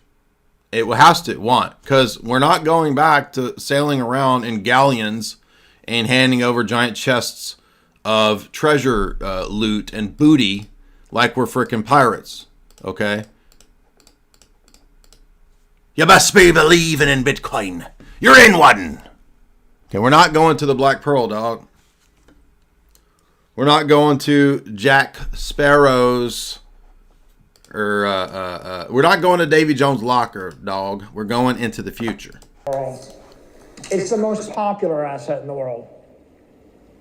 It's literally the most popular asset in the world. Everyone wants to talk about it. It's the most interesting. It's the most digital asset in the world, right? You can't digitally transform. You can't move these other assets at the speed of light 1 million times a second between 8 billion computers the way you can with Bitcoin. So let's think about this in terms of the modern world. I need to do, or some country, some company needs to do a huge purchase, a huge move, a huge sale. Tens of millions of dollars, $1 billion. Are we going to do that with gold? And gold, how are we going to move $1 billion of gold? No, we're not going to go back to the 1600s, goofballs. I don't understand why it's just such a boomer mindset. You're going to use digital transfers on a public ledger, which is what the purpose of this is. It's just obvious. And that's contra Peter Schiff and all these people that act like we're not going to be using this amazing technology for instantaneous transfers of wealth. Obviously we would. It's like light speed better than trying to transfer a bunch of, and by the way, in terms of gold, you're going to be using a bunch of gold notes again, which again is susceptible to all the problems of the previous fiat currency. We already had gold standard. It worked well, except that it has a lot of flaws, a lot of problems. It's better than the fiat, but it's still fraught with all the same problems.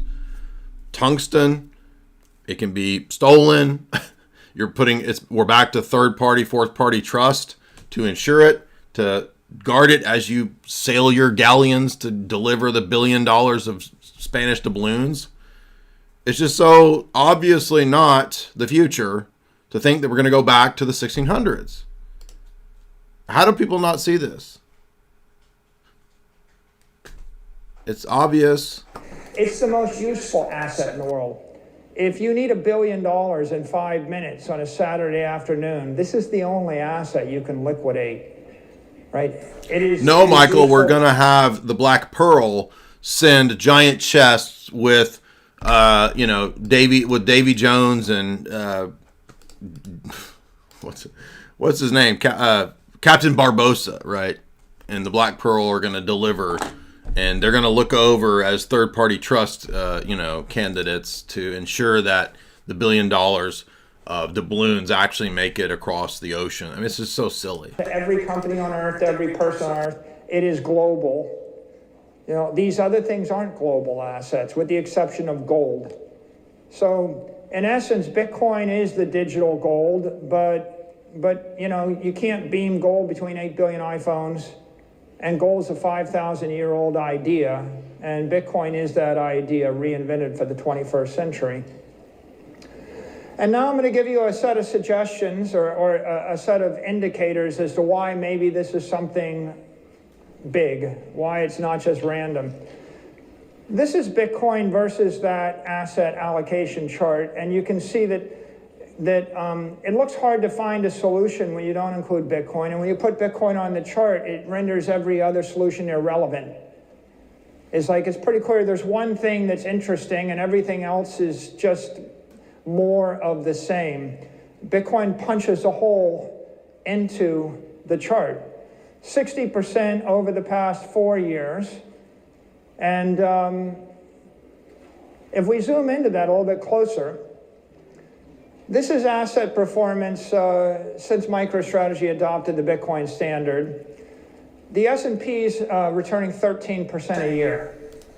Real estate's 10% a year. Gold's 7% a year. Bonds are minus 5% a year. This is why people who study this and are into Bitcoin point out that it is the superior asset and store of value that will begin to eat all the other stores of value. When people figure out that you'd rather have the $20,000 in Bitcoin than in a Rolex, because in 10 years, the Bitcoin will pay you out a much better return, a much better, way better than a dang Rolex. Okay, so a Rolex might go up a few $1,000s, 5 maybe, over 10 years or something. And what does Bitcoin do over 10 years? Well, it has so far. The average return is 60% a year, and you basically get a 10x every 5 years. So why would I put $20,000 into a dang Rolex when I'm going to get a 60% return on average versus a 5 or 10% return? Just like real estate, small returns. Here's the chart telling you the returns. So you want to learn about money, you want to get out of the poorhouse. We are learning tonight how to do this. We're going to have to understand how this stuff works.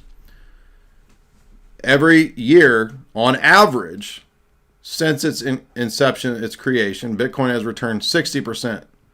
The next best level of return is the Magnificent Seven stocks, the Apples and the Googles, 29%. So double if you'd had Bitcoin.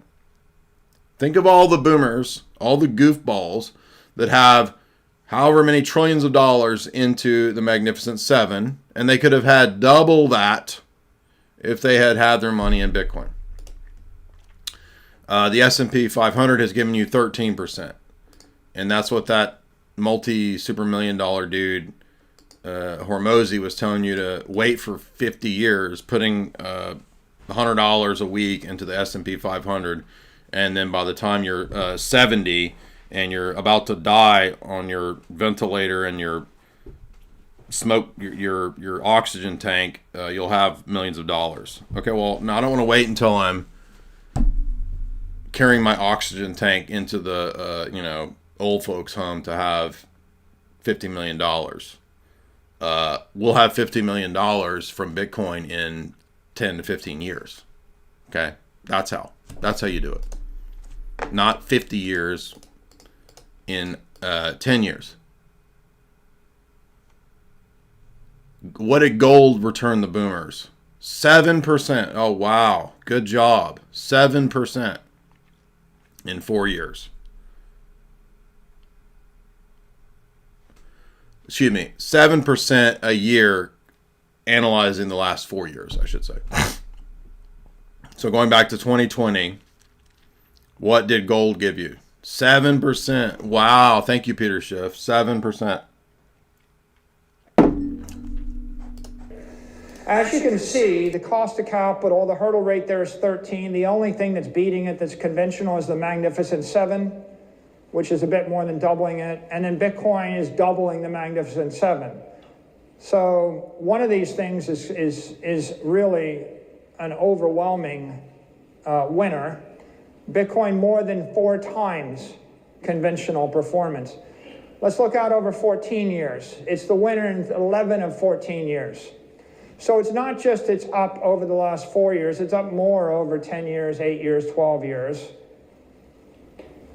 Here's another slice. You can look at everything in the world trying to find something which is more compelling, but Bitcoin is showing annualized performance of 147% from 2011. But again, after Bitcoin, you just fall to like your best growth stock idea. And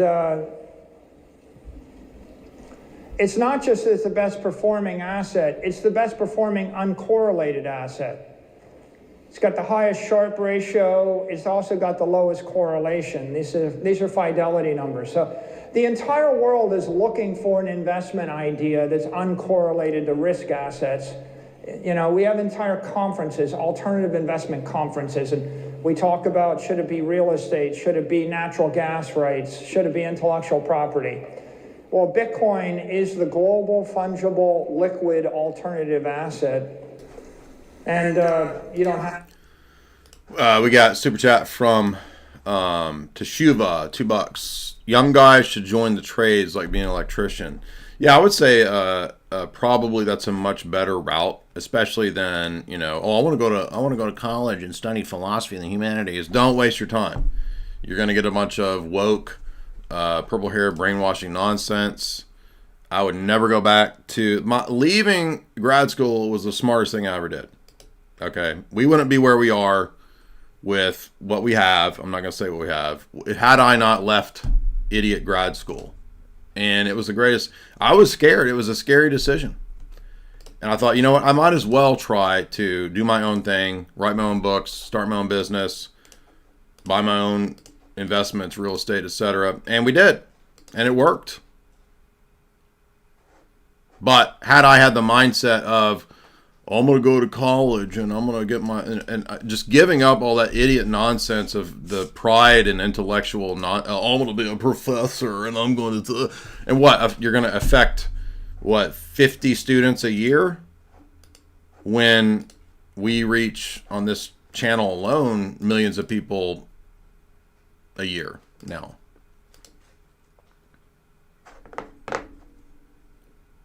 So... Teshuva is probably right that the trades are probably a much better route for young dudes than people who think, oh, I don't want to do that. I want to go be a professor.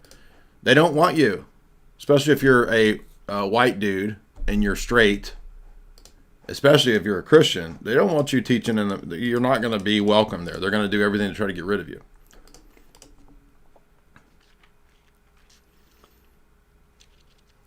Saronis says, you should rush to find a trade now. A lot of people are seeking trades because they're realizing that their stupid degrees don't get them anything. Exactly. And I realized that in 2011. And exactly.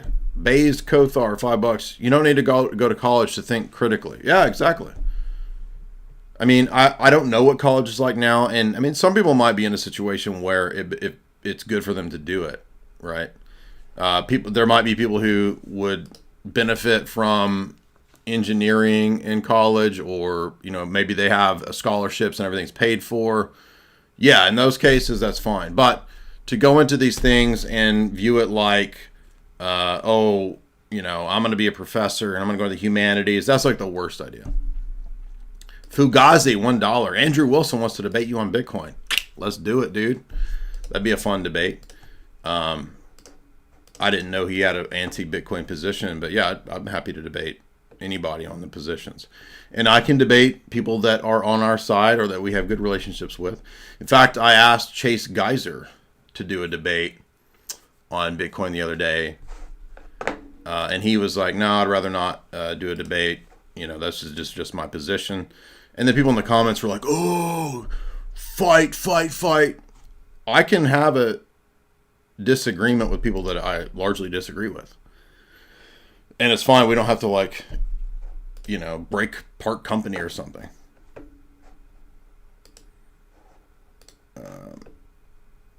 Glitchy Rhythm, $5. Thank you, Papa J Cigarette Smoke. Thank you. John Beert joins, becomes a member. Shout out to John Beert. All right, let's get back to this. You have to believe me, or you don't have to understand the fundamentals. Even if you don't want to spend 1,000 hours studying it, you can just look at the chart published by Fidelity. It gives you the same answer. BlackRock, they launched a Bitcoin ETF a year ago. That ETF leaped above 1,100 ETFs that they sell to be number 13 in 12 months. So that just shows you how fast it's moving, blowing past 1,000 other ETFs. But it's more than that. That ETF is the most successful ETF launch in the history of ETFs. And I would say if you look at Wall Street over 40 years, the last big innovation in Wall Street was the ETF. The idea that you could buy SPY or you could buy a portfolio, a QQQ, or a diversified portfolio of assets. That was the big idea, big enough to attract trillions of dollars of capital. And the most successful example of that big... So the reason this matters for people that are not familiar, we had the pass in back, January of last year of the Bitcoin ETFs, which were, or whenever it was, that meant that there's now corporate institutional acceptance of Bitcoin. And that was huge because now it's rising to a new level of mass acceptance and adoption that it previously didn't have because it was seen as online gambling and the currency of drug dealers or whatever. With the acceptance of an ETF, you have a new level of acceptance that corporations and now boomers can have access to this very difficult, complicated cryptocurrencies type stuff where they don't have to have direct custody. Now, I would not do this, but boomers do not want to fool with learning about this and self-custody. So it's still a bullish thing, even though it's kind of not really the spirit of Bitcoin in terms of bypassing the banks, third-party trust. Because if you buy ETFs or if you buy, Bitcoin through Fidelity or whatever, you're still engaging in third-party trust that they're going to perform and hold the Bitcoin correctly and that they're going to do everything right. They're not going to dump it. The purpose of Bitcoin is actually to get rid of banks and third-party counter risk. So it's not in keeping with the spirit of Bitcoin, but it is still bullish and it is still a level of institutional acceptance for Bitcoin that had previously not been seen. And so that's why he's pointing out the importance of these and that it really gives new attitude to something that even a lot of people in the corporate world or the government world were still very skeptical about. That's why it's such a huge deal. That's part of the reason why Bitcoin has surpassed $100,000. It's not the only reason, it's just part of the reason. The idea is IBIT, right? Which has just been a screaming home run. Placing your first options trade? You've come to the right place. With real-time insights from... Not only is it run past nearly all of the BlackRock ETFs and all the other ETFs, it's actually outstripped BlackRock's gold fund, which is around forever, IAU, and it did it in 12 months, right? Digital gold is better than gold. Just like digital photos are better than physical photos and digital videos are better than your VHS cassettes. Right? It's not a complicated idea. I digitally transform something. It's a million. Now, better there, he's talking about in terms of efficiency and ease and simplicity, not ontologically, metaphysically better, because I believe in physical things. We're not Gnostics. We believe in the incarnation. And I mean, there's nothing about this system that necessitates that you never have the physical items. For example, when people who are big gold bulls are constantly telling me that, oh, gold's superior, yeah, well, go. Well, if you want more gold, then logically you should have more Bitcoin, because in 10 years, you'll be able to buy all the gold you want from putting all of your stash into Bitcoin, in my opinion. That's my analysis. So there's a gold hack for you if you want to get more gold. Gold all over my chain, gold all over my watch. Don't believe me, just watch. It makes sense to have had Bitcoin for the next 10 years. Times smarter, 1,000,000 times faster, 1,000,000 times more ubiquitous, 1,000,000 times, lighter than the thing that it replaced. In 2024, 10 of the top 20 ETFs launched were all based on Bitcoin. Right? So everybody's cool ideas, right? It's based on Bitcoin or some derivative of Bitcoin.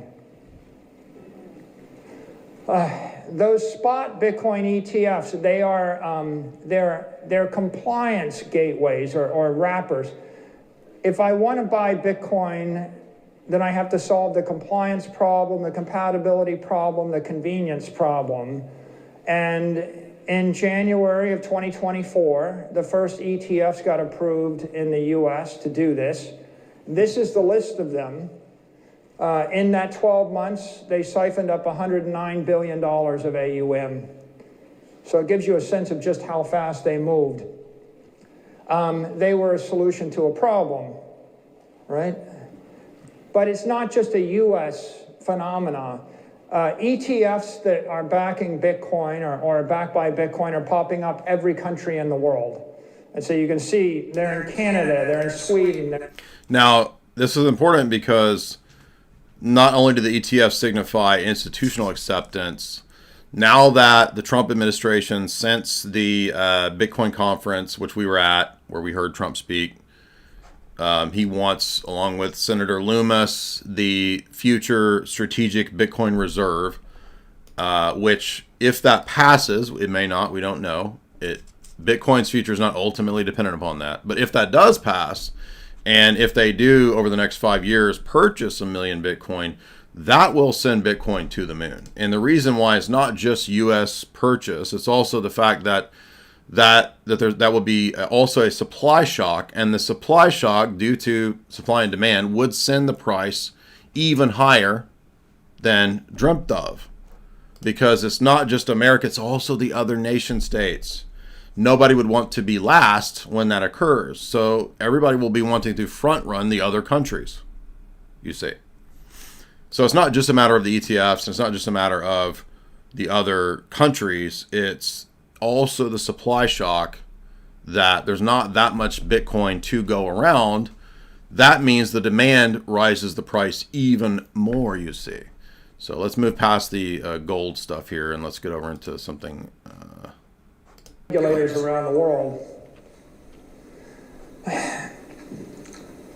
Wealthy families, they're always looking for how to diversify their assets. It's like, I own a bunch of real estate, or I own a diversified... So you understand, like, the rich people in the world are doing this. And you've had the opportunity to front run the Fortune 100, the Fortune 500, and the billionaires. And now they're figuring this out. You could have front run all these people.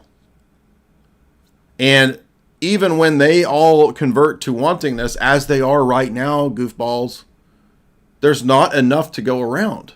There's very little Bitcoin to go around. And so the more this catches on, the more people figure this out, the more there's going to be a rush to get Bitcoin. Now, that might not happen in this year. We're talking about, Saylor's estimation is, what did he say, $13 million Bitcoin in 10 years, 13 years, 15 years, something like that.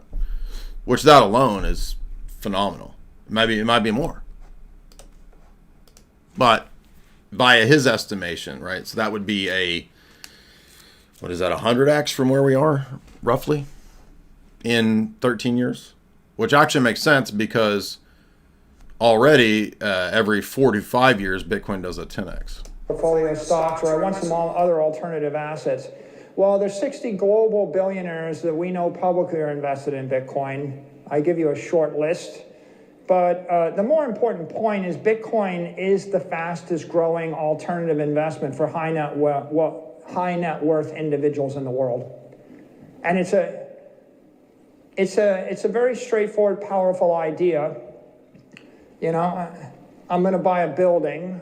That's buying property to diversify myself and get away from risk exposure. That's great, but buildings are illiquid and they're not fungible. What if I could buy a digital building and I could buy it $200 at a time, or $200 million at a time, or $2 billion at a time?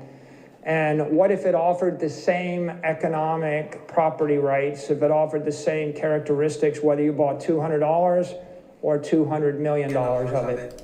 That's a powerful idea. Dimitrios Klados, welcome to members. Remember, guys can go over to the members tab to get access to the members talks. Emperor Sheev 279. Jay, I'm doing my thesis on the Yakub apparitions. Now that's a man who knows how to do theology. It's a fungible idea. It's a global idea. It's an idea people can remember, right? And it's not likely that you can buy the same physical assets that Elon Musk and Mark Zuckerberg own, but you can buy the same Bitcoin they own, and you've got the same rights pari passu to them. There's 70 public companies that are capitalizing on Bitcoin right now. You're starting to see this explode. Companies like Saylor, companies like Mara and Riot and Kohler, you know, all of them are realizing that if they recapitalize on Bitcoin, they go from investing in a bond that loses 10% of its value a year to a Bitcoin that gains 40% more value a year. It's simply flipping of a light switch. This is a virtuous economic dynamic. It's spreading virally. You see 70 companies, then it'll be 700, then it'll be 7,000, then it'll be 70,000. There's 400 million companies in the world. Who doesn't want money? Again, do you people not see that this is the logical trajectory here? Oh, the government's going to shut it down. That's don't give me the FUD from 10 years ago when there's now 70 public companies running on Bitcoin. Those Bitcoin ETFs are outperforming all the commodity ETFs. So I show you every commodity ETF. What you see is Bitcoin's crushing everything. Gold is second best. The rest are just trading vehicles. Here's the one thing I trust AI to do more than humans. And ironically, So I'm going to move ahead. We spend so much time building up. Bitcoin's beating your... There's a ton of slides, so I'm going to move ahead to some of the slides that are not as interesting or relevant, that we kind of get the point here. So if you wanted to put your money in other places, none of them have outperformed Bitcoin.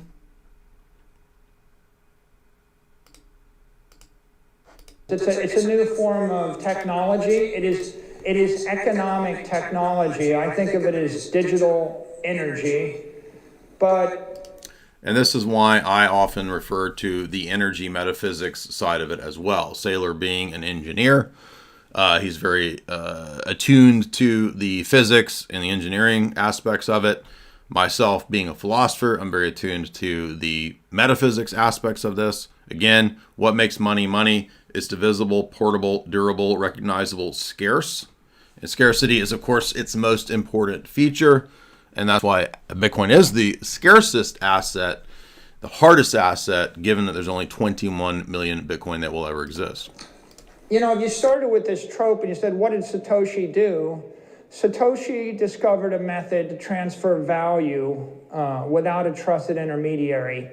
And people oftentimes repeat that, but that's the energy transfer, the value transfer that I talked about without counterparty risk, without third-party risk. So in other words, we're not having to rely on corrupt politicians, corrupt bankers, corrupt security, state people, making sure that the money goes where it's supposed to go, you see. It can be done without those intermediaries, and that is a huge piece of the puzzle to remove corruption. Don't you understand? Now there's not some group, some guy who can just willy-nilly decide how much money to print to devalue the currency. Small idea. It's not the big idea. Yes, we transfer $1 billion from point A to point B without a bank. The big idea is in order to transfer value without an intermediary, you have to store the value without an intermediary. The big idea is I put the $1 billion into cyberspace forever. The big idea is we launched a payload into orbit. When you launch a payload into a ballistic trajectory, it comes back to Earth. When you launch it into orbit, it orbits forever, right? When you get to escape velocity, maybe it's never coming back. So imagine the idea that I could put $1 billion into a bank in cyberspace that would stay there untarnished, not corroding, right, without being debased. Forever. Like forever is such a powerful idea, right? It's frictionless, it's superconducting. The big idea is store value without an intermediary. It means you transcend banks. You transcend physical laws, right? This represents a digital transformation of capital from financial and physical assets to digital, pure digital. Like how much does a book weigh if it's the Encyclopedia Britannica? How much does it weigh when it's a digital Encyclopedia Britannica? One of them is 1 billion trillion times lighter than the other. It's the fundamental phase shift. And now what's that worth? Well, global wealth is divided across a bunch of assets. Here's a $900 trillion wealth chart.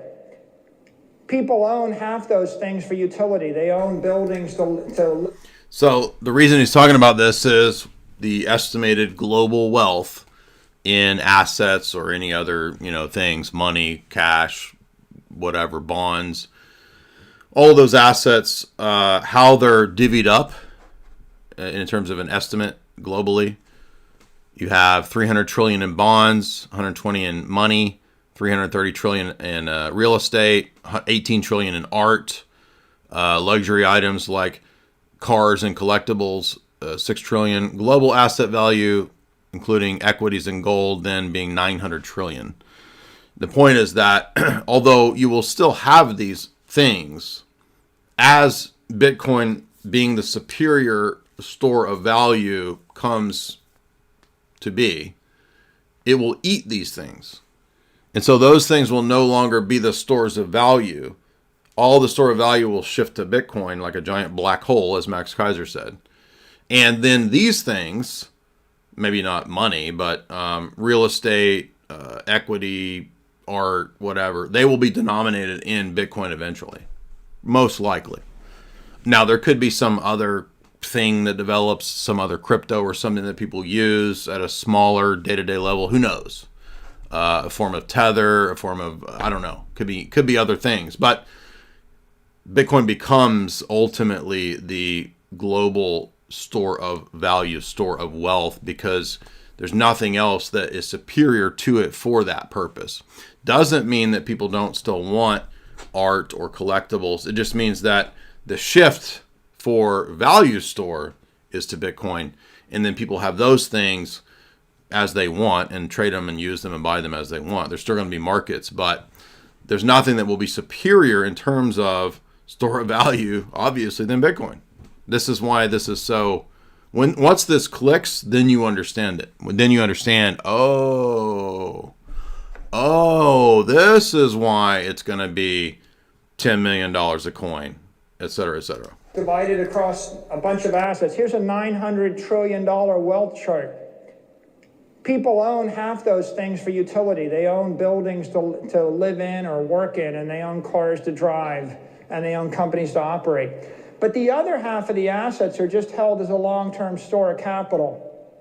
You bought it because you had money and you needed to put the money to work. So you have a land bank, you bought a bunch of land, you bought a bunch of commercial real estate, you bought a bunch of bonds.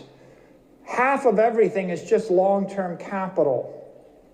So if that's what half of everything is, what's the problem? Well, the problem is when you put your money, your $450 trillion, into that long-term capital investment, you get hit with taxes, income tax, you get hit with wage controls, price controls, regulations.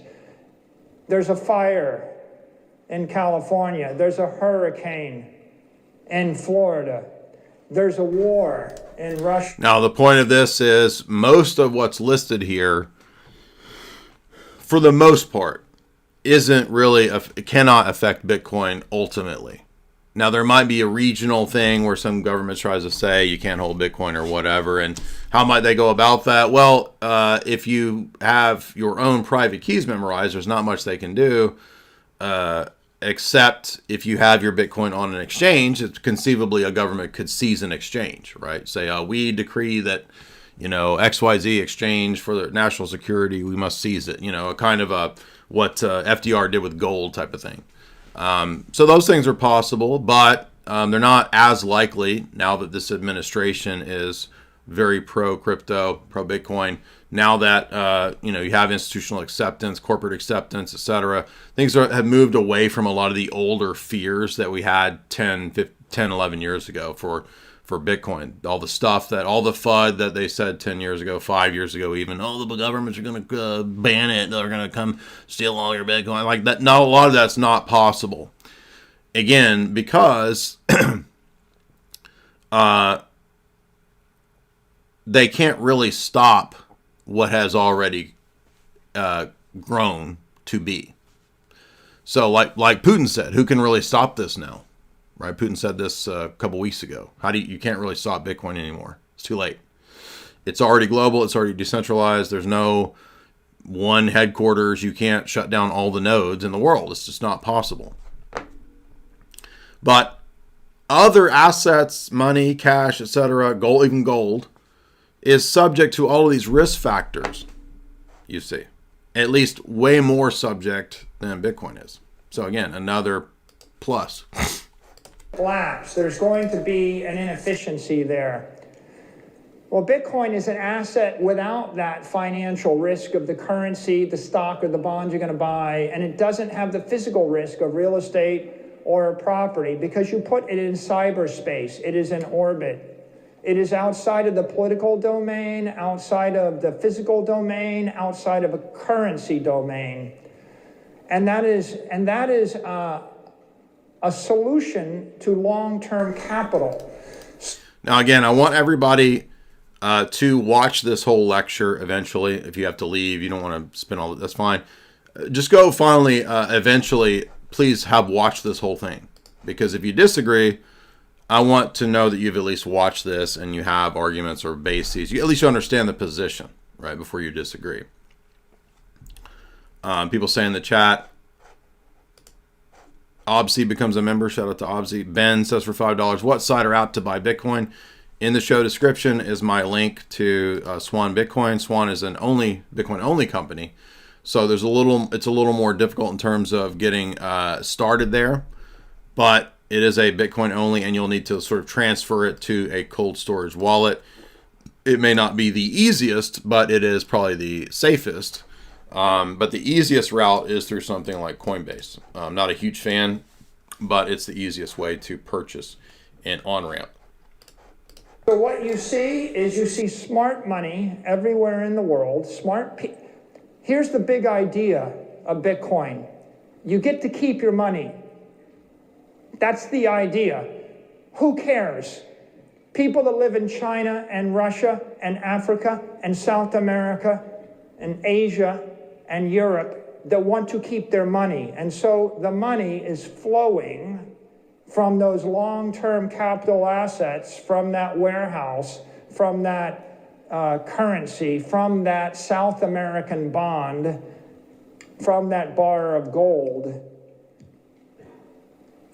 It's flowing into Bitcoin.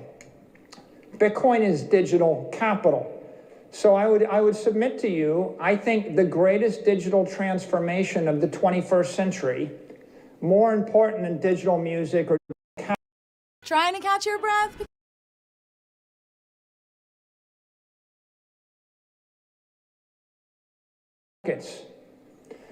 So imagine your $100 million building. I give you $100 million and you own a building in LA. Okay, or put it in Miami, or put it in any city in the world, in Istanbul. And now digitally transform it. What happens when you digitally transform the $100 million building? Well, you get rid of all the things that are liabilities. You get rid of the tax, the traffic, the tenants, the torts, the trouble, the weather, the corrosion, the regulator, the fact that you can't move it. And then you add all the things that make something more valuable, right? How do you make the building more valuable? You make it invisible, indestructible, immortal. Notice some of these are the things that I mentioned about what are the characteristics of money. Divisibility, portable, that is teleportable, durable, recognizable, scarcity, etc. Teleportable, programmable, divisible. You make it fungible, configurable. You make it volatile. These things make the building more valuable. The other things make the building less valuable. Bitcoin is, in essence, just that digital transformation. If you had your $100 million building in Ukraine, or you had it in Syria, or you had it in fill in the blank, Venezuela, or Cuba, or LA, or you had it in the path of whatever storm, or you had it in Moscow, what's it worth now, right? And how does it degrade? Digital capital is global capital, right? This idea of a building, right? It's like we can debate whether or not you want your building in New York or Miami or LA or San Francisco, but if I gave you $1 billion and I dropped you in Africa and I said to you, okay, I want you to go buy a mixture of African assets worth $1 billion. Buy anything you want, buy it in any country, buy land, buy the buildings, buy the companies, buy your favorite African currency, buy the Egyptian pound, buy the Naira, buy the Kruger Rand, buy a concession on a whatever, safari, buy tents, buy mineral rights, buy it all. The catch is you have to hold it for 100 years in Africa. What are you going to buy? And now here's the second question. If I gave you a choice, you can either buy all that stuff and be locked in that investment for 100 years, or you can buy digital capital on the Bitcoin network that all the other smart rich people own, and that you can carry with you in your pocket, or you can zap it out of Africa, and it's in cyberspace, and it's not subject to African political jurisdiction. Point being that constantly hammering home, that is, on the part of Saylor, the point being that it's superior to real estate, to land, right? Digital capital is superior to land capital, and he's talking about Bitcoin, not talking about NFTs or whatever, right? So let's skip ahead, and let's talk about how it's a revolutionary advance in preservation. Nigeria, you can buy $1 billion in Bitcoin, but you cannot buy $1 billion of real estate in New York City, and you cannot put your $1 billion into JP Morgan. And so you see on a relative basis. So we got a super chat from Bobby C, $5. I use Swan Bitcoin. I would recommend it. Yeah, my last significant purchases were from Swan. I have a Swan referral link in the show description if you want to get started. Bitcoin only. It's not the easiest, but it's if you want to go wallet wise, there's Jade, Blockstream Jade. Somebody gave me a cold card a long time ago. I never did use it though. Arod 43, $5. What do you think about XRP? Not a fan. Don't own it. Not interested in CEO centralized coins. People may trade it in the short term and make money, but no, I don't care about XRP. There's a certain appeal here. And then here we can see Bitcoin is it's a revolutionary advance in capital preservation. Everything you own in this world probably has a useful life of 10 to 100 years. So what if I give you something with a useful life of 1,000 years? Like when gold inflates at 2% a year, that means it's got a half-life of 35 years. Your capital in gold has a 35-year half-life. When something inflates at 0% a year, your capital in that thing has a half-life of forever. The difference between 2% and 0% is I live 35 years, I live for 1 billion years. It's a pretty big difference when you compound it. Your time matters, so let us automate the manual tasks while you... So this thing we call Bitcoin, it's a network. It's secured by energy. It's by electrical energy, by computer power, by political power, by economic power. It's simply put, it's the most powerful crypto network in the world. Has the most popular support. It has more computer power than Amazon or Microsoft could muster if they wanted to. People say, what's it backed by? It's just backed by power, a lot of power. right? The political power to topple or tip an election, which is what just happened in the US, right? The computer power that is such a dense hash wall that every computer on earth turned against it wouldn't dent it. Let me switch gears to a 21-year outlook of Bitcoin. What do I think is going to happen? Well, I've got an open source model. It's called Bitcoin 24. You can Google it. It's on GitHub. You can download this. You can plug in all your assumptions and create your own forecast. But I think looking out over the next 21 years, you know, I think the money supply, the currency supply will continue to grow.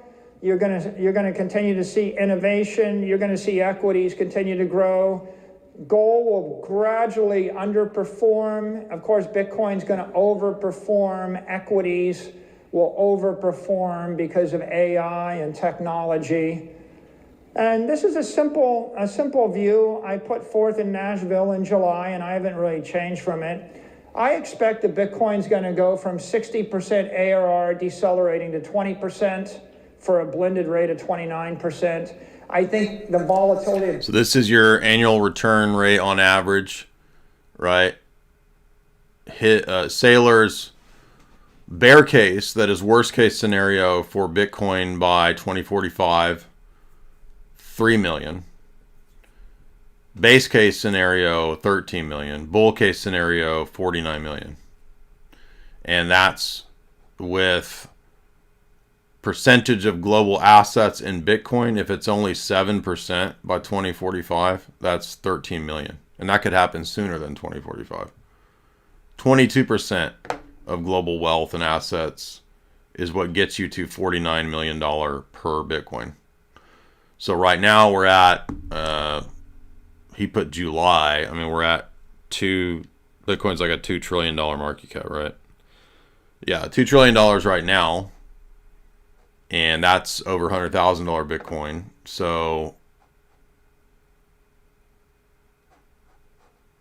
if we get a $280 trillion Bitcoin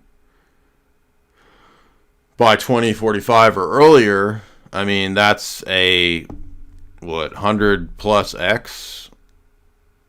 That's 180X from where we, or 140X from where we are. So, do you think gold is going to give you 140x? Or if it gets to the bull case scenario, that's like 1,000 trillion versus one. That's 1,000x, dog, from where we are, or 500x from where we are. There ain't no way you're going to get that in S&P or whatever, boomer stonks. Bitcoin will go from 60 vol decelerating to 20 vol for a blended vol of whatever, the same. And I think that, you know, if you look out 20 years, it's still going to be growing faster than the S&P, a bit, 50% more. It's still going to be 50% more volatile than the S&P. But you want a simple view of the market. You just think, here's something which is 29% ARR for the next 21 years, targeting. So the machine since $5. Good day from Australia. Got some new wares for you. Howdy, stranger. What is a good resource for the basics of getting some Bitcoin? The link in the show description, Swan Bitcoin. I've been listening for ages. I guess it's time now. Yeah, y'all been too lazy. Bobby C, $5. I know what gold will be used for. In the future, we can put our seed phrase into it and it won't deteriorate. That's what I'm talking about. $13 million a coin. And if you look at that against our map of wealth, it's not that radically different. Just Bitcoin becomes the global monetary index, a $280 trillion asset class. Equities will still be bigger. Real estate will still be bigger. Bonds will still be bigger. It's just, you know, if you want to get rich, you're not getting rich investing in gold, right? If you want to stay rich, you can probably hold a diversified portfolio of real estate and equity. If you want to outperform, you're going to need Bitcoin. We're entering the era of institutional adoption now. This 10 years, this is the gold. This is what I've been talking about. right? In 24, Bitcoin emerged as a viable alternative to bonds in a corporate portfolio. That was the first year. Now you see all these public entities that are holding Bitcoin, 115 different ones. So this is spreading. As I said, it's a virus. It's going to accelerate. There's a wave of political support for Bitcoin. It's surging. You can see the entire cabinet is pro-Bitcoin. The White House is pro-Bitcoin. The Senate and the House are pro-Bitcoin. You know, you've got a senator proposing a Bitcoin strategic reserve. You've got Larry Fink advocating for Bitcoin on CNBC, and I just showed you the BlackRock numbers. They're stellar. You've got Donald Trump. Never sell your Bitcoin, right?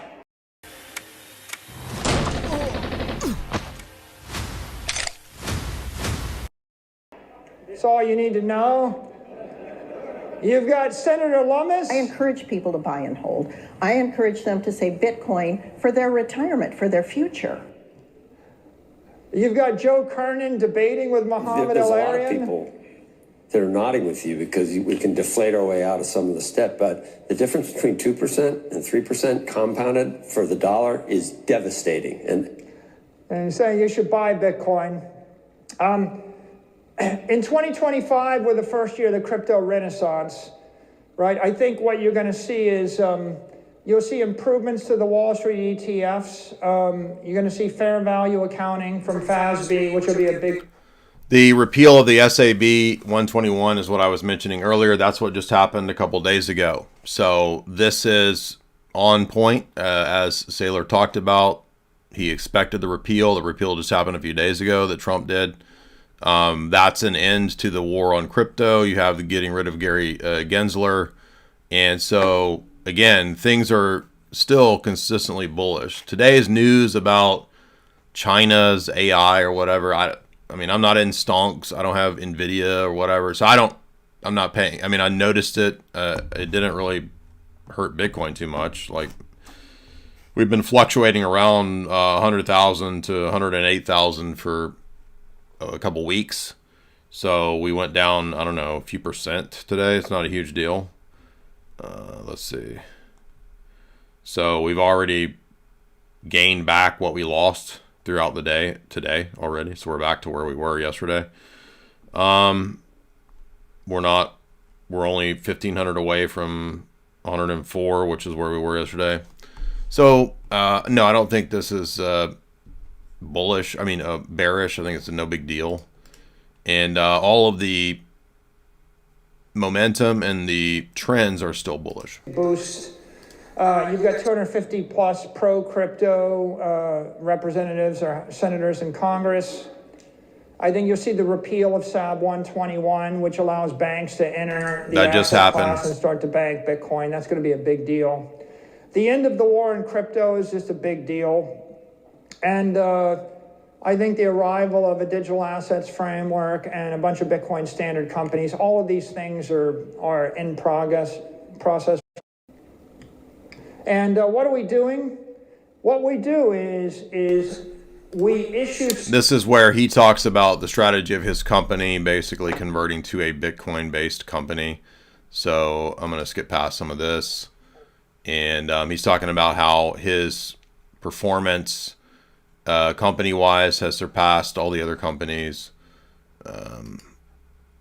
So if you want this book called 6 Figures from Scratch is designed to keep open while you trade.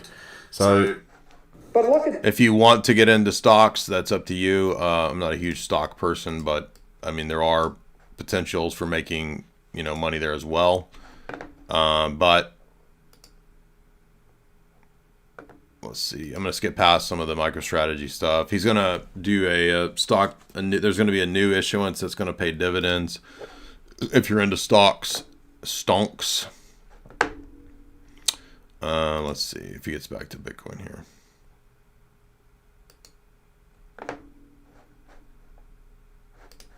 So Bitcoin is the asset without counterparty risk. You don't have risk to a competitor, a country, a corporation, a creditor, a culture, or a currency. That's the point. Get rid of the risk. Now, what if you could buy a digital monopoly growing at 60% a year at 1x revenue? And what if that company was more profitable than your own company?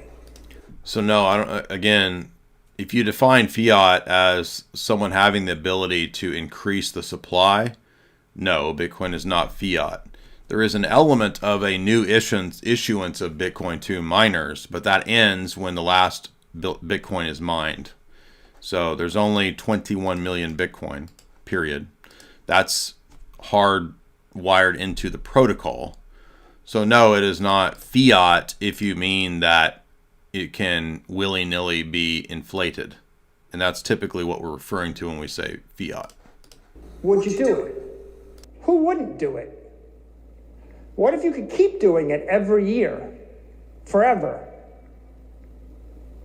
Well, that's Bitcoin, right? Bitcoin is the universal, perpetual, profitable merger partner, right? What you're doing is the transformational merger, but you're doing it with a crypto monopoly. So when you evaluate your options, you can plug in that same model, and I did it for Microsoft, and I looked at their business, I looked at their cash flows, right? And this is a corporate pitch here, but it's the same for you as an individual. You're just a smaller version of that. So that's the point of this, is that it's the same principles here. And here is the maxi strategy. If you wanted to put a minimum amount, right, this is what you're talking about in terms of returns. Did they have to change their core business? Not at all. Right? The other catch is they double the value of the company. Right? What happens to the market cap of the company? Well, status quo is nothing good. Now, when he gave the talk in to the Nashville Bitcoin people, that was for more of the average consumer market, not the corporate market. So when he gave that talk, this same slide was used to show that the returns for a person who's a maxi, right, versus people who never put anything into it, you're talking about 2.5 versus 0, right? In terms of this is trillions for his company's strategy, for MicroStrategy market cap. And so he's projecting that Microsoft could do the same thing, and they could have a multi-trillion-dollar market cap were they to go into Bitcoin the way that his company did in the future. That's based on an estimated yearly return up until 2034. So by 2034, companies that don't have any money into Bitcoin are going to be zero. Companies that put 1 trillion in would get 1 trillion return. Or depending on how much you put in, basically, would be the amount of return. So if you leveraged everything, including debt, including stock, including whatever, the triple maxi strategy of his company is the expectation of $5 trillion by 2034. That's the logic of it. There's no guarantees here. It might not perform that well, but that's an estimate based on how the end of year returns are so far, you see. That little change is worth $1 trillion, right? If you go to full triple maxi, it's $5 trillion, right? You can just be worth 8 trillion instead of 3 trillion or whatever. What's the downside? No, you just get rich based on expectations. So conventional wisdom says value the company based on. All you have to do is manage your balance sheet differently. You're capitalizing on Bitcoin, not capitalizing on bonds. We are Book of the Month. Our name says a lot, but there's a little more to it, and to us. Maybe I should find the specific section because this is not really relevant to normal people. They're not going to get it because it's talking about to corporations. But the same talk he gave here in Nashville. Let me find the chart for individuals. That's for nation states. Here we go. Don't use margin loans and trade with leverage. You get wiped out while you're asleep on 10x leverage. So what's a typical person? Well, we actually model an individual, and we said, what if you had 750,000 in net assets, and you made 200 grand a year, and you're going to make 5% more every year, and you got This is that same point applied to individuals. the savings rate at 25%, and you can invest 50,000 a year. Well, there's a lot of strategies. You could be the normie and do a normal strategy, diversified portfolio. You can be a 10%er, and you can put 10% of your assets into Bitcoin. You can be a BTC maxi and put 80% of your assets and put 80% of your earnings into Bitcoin. You could be a double maxi, and that's when you basically take an extra $250,000 loan against the house. And then the triple maxi is you finance the house for Bitcoin, you buy Bitcoin, you flip all your assets to Bitcoin, and then you move to a cheap tax jurisdiction where you actually can avoid some taxes and invest an extra 50 grand in Bitcoin, maybe a Singapore or UAE. This was prior to the Trump Bitcoin announcements and whatnot. I think this was the day before Trump spoke, but you'll notice here the payout, right? Well, no, it's the next slide, excuse me. What's the result? Yeah, here we go. Well, this is the result. The normie ends up with $8 million in 21 years. So this is why people do what Jack Mallers is talking about, right? So this is the growth of your wealth. The more that you've transferred that fiat nonsense into what you think will be valuable in the future. So notice the difference in these returns, right? By 2045, the normie who has put in, what did he say? 10%, I forget what he said, or a smaller amount. That is like, I forget what percentage he said. No, he said 12%. 12% or less, I don't remember. No, that's annual return. Anyway, less than 10% of your net worth savings into Bitcoin is the normie, which by 2045 gives you, if you were making, what did he say, $250,000 a year, puts you at 8 million. The person who allocates 10% of their savings over their lifetime to Bitcoin for the next, well, not lifetime, but the next, 20 years, gets you 21 million. A Bitcoin maxi who has put everything in gets you 100 million. A double maxi who leveraged debt, or a triple maxi who leveraged more and more debt, 200 million in 20 years. And he's judging that on the basis of the average annual returns as they have been for Bitcoin. And it is true that there will not be, as Bitcoin grows, the annual returns will begin to come down. So you're not going to get necessarily 60% return every year. The earlier that you were in, the better, but there's still better returns than you would get in anything else, is the point. The 10%er will more than double that. The maxi ends up with 100 million. The double maxi 150, the triple maxi 214 million. You can see the power of leverage, and the choice is yours. And you can also see, it takes 15.9 Bitcoin to be a triple maxi. 6.25 Bitcoin will make you a wealthy person. Let's talk about corporations. So there you see the logic of that slide.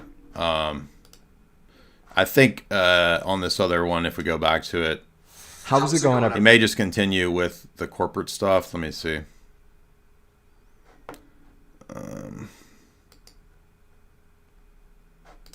So when you evaluate your options, you can plug in that same model, and I did it for Microsoft, and I looked at their business, I looked at their cash flows, at all. But the other catch is the snapshot here is territory for next to nothing, $15 million.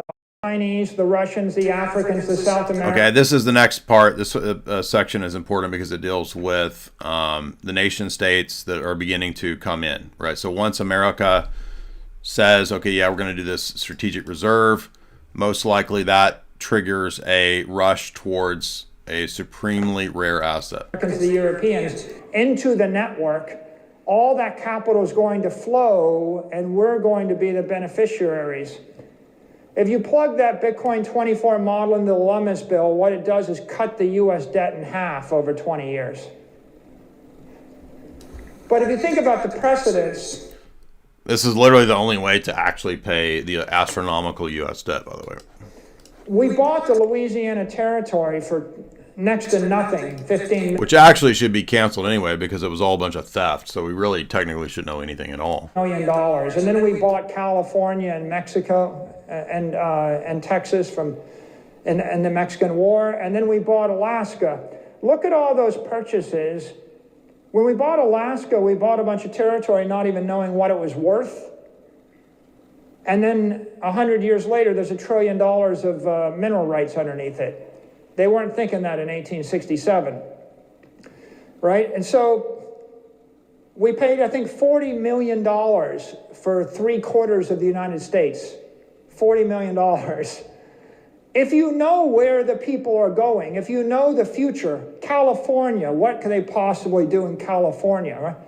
We bought California for 18 million bucks. So Bitcoin is simply cyber Manhattan. All the AIs are going there. All the global capital is going there. All we need to do is buy it. It's all going to arrive.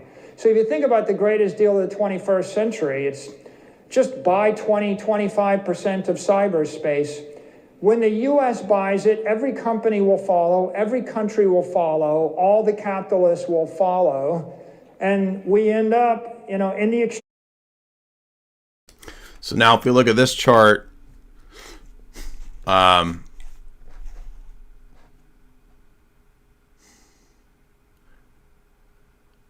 if the Loomis bill passes, that makes 1.2 million per Bitcoin.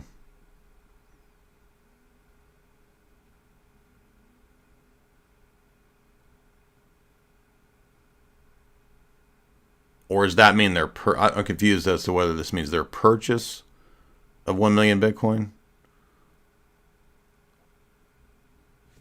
But if the government purchased 1 million Bitcoin, I mean, it's just going to be mind-boggling, right? Would that take it to... I don't know what that would take the market cap to. It's crazy to think about. Extreme case, the Trump Max case, you make $81 trillion just buying the future. What you're doing is you're inverting the entire world order. Instead of relying upon 20th century capital assets, that $450 trillion will flow into 21st century digital assets. If you know that the world is moving from the 20th to the 21st century. I think he's saying that if Trump chose a triple maxi desire to purchase 4 million Bitcoin, that would take Bitcoin to 6 million per Bitcoin. I think that's what that means. And even the Loomis bill gets Bitcoin to 1 million. So that's a 10x from where we are. If the Loomis bill passes, you're talking Bitcoin, because it's a purchase of 1 million Bitcoin over 5 years. And so that gets us to $1 million Bitcoin after that purchase of 1 million, right? The government buys 1 million Bitcoin, takes Bitcoin to $1 million is the point. If you get a double maxi position of the government purchases $2 million of Bitcoin, that gets us to 2 million. $4 million of Bitcoin, 4.2 million. $4 million purchase of Bitcoin, and then the conversion of 75% surplus into Bitcoin gets us to a $6 million Bitcoin, depending upon how bullish the government approach is. Now, the Loomis bill may not pass. We don't know. So there's no guarantees. I think the betting odds on the betting sites are 60, 70% now that it will pass. And you understand if that passes, that means $1 million Bitcoin at least in the next 5 years of purchasing, because they're going to purchase like 100,000, 200,000 each year until it's $1 million. That's crazy. Do you guys not this is a celebration times. Am I reading this chart right? Can you guys see the chart? Is that how? I mean, I think that's what he's saying. If you believe in the progression of technology, if you think that people would rather have $1 billion of Bitcoin than $1 billion of frozen tundra in Siberia or natural gas rights in Cuba or whatever, then you can just buy it now. You can buy it for next to nothing. And so that's the logic of the Bitcoin Strategic Reserve for the United States. And it works for any country. It works for any company, right? And I guess the best thing I can say about Bitcoin is it's happening. Everybody needs it. Nobody can stop it. Very few people understand it. And it's just volatile enough to be scary enough that if you don't do the work and get the conviction, you'll just stare at it and watch it pass you by. But I don't really mind the volatility, because what I say to people is, if Bitcoin appreciated at 60% a year in a perfect exponential with no volatility, people stupider than me, richer than me, would own it all, and I would have no opportunity. And so I kind of like the way it's evolved. And I want to thank everybody for your time. Yeah, in other words, volatility is a feature, not a bug. You can get in when there are the dips. So, and if you adopt a HODL philosophy, no problems. But this is not registered financial advice. Bobby C. again for $5. Let's be real. We're all waiting until we can dump Bitcoin and buy up Trump and Melania coin. Yeah, not going to do that. I'm definitely going to stack BTC. I ain't stacking, no. Although I do have a plan to purchase I'm going to dump all the BTC I have. I'm going to buy all the Hawk-Tua coin. When Hawk-Tua goes to the moon, I'm going to dump Hawk-Tua, and then I'm going to buy out Michael Saylor. That's my ultimate evil villain plan to take over the world. Anyway, we didn't end up talking about AI. If you want to hear my take on Project, what was it called? Supervillain Project Stargate. Go watch my 4th hour on Twitter. It's almost 600,000 views.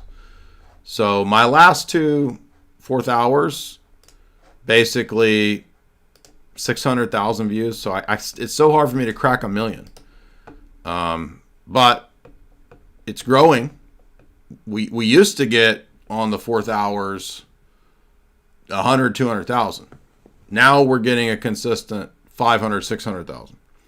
So you can go check that out on my Twitter for my breakdown of Project Stargate nonsense.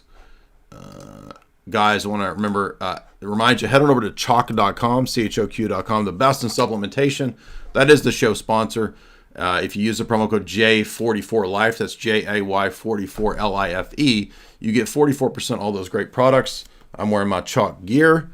We love our bros over at chalk.com. The link is in the show description, and you're not going to pay that price. You're going to pay half of that, almost half of that, with the promo code JAY44Life.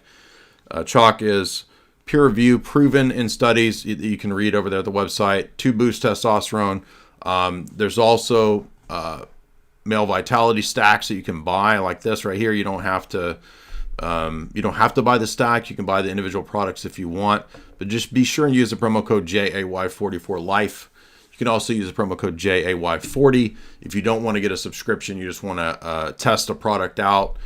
Use JAY40 to get 40% off those products. You can get signed copies of the books over at Jay's Analysis at the website. Otherwise, hopefully you got some value out of this. And if you're looking for a book, my friend Julia has her book, Thank God for Bitcoin. This actually argues from a biblical perspective about solid, honest, ethical money. And it argues that Bitcoin is the most ethical money. Every chapter basically begins with a biblical text and argumentation as to why. Otherwise, everybody have a good night, and I'll see you soon. Also, if you want to support me, by the way, via Bitcoin, this is my Bitcoin wallet support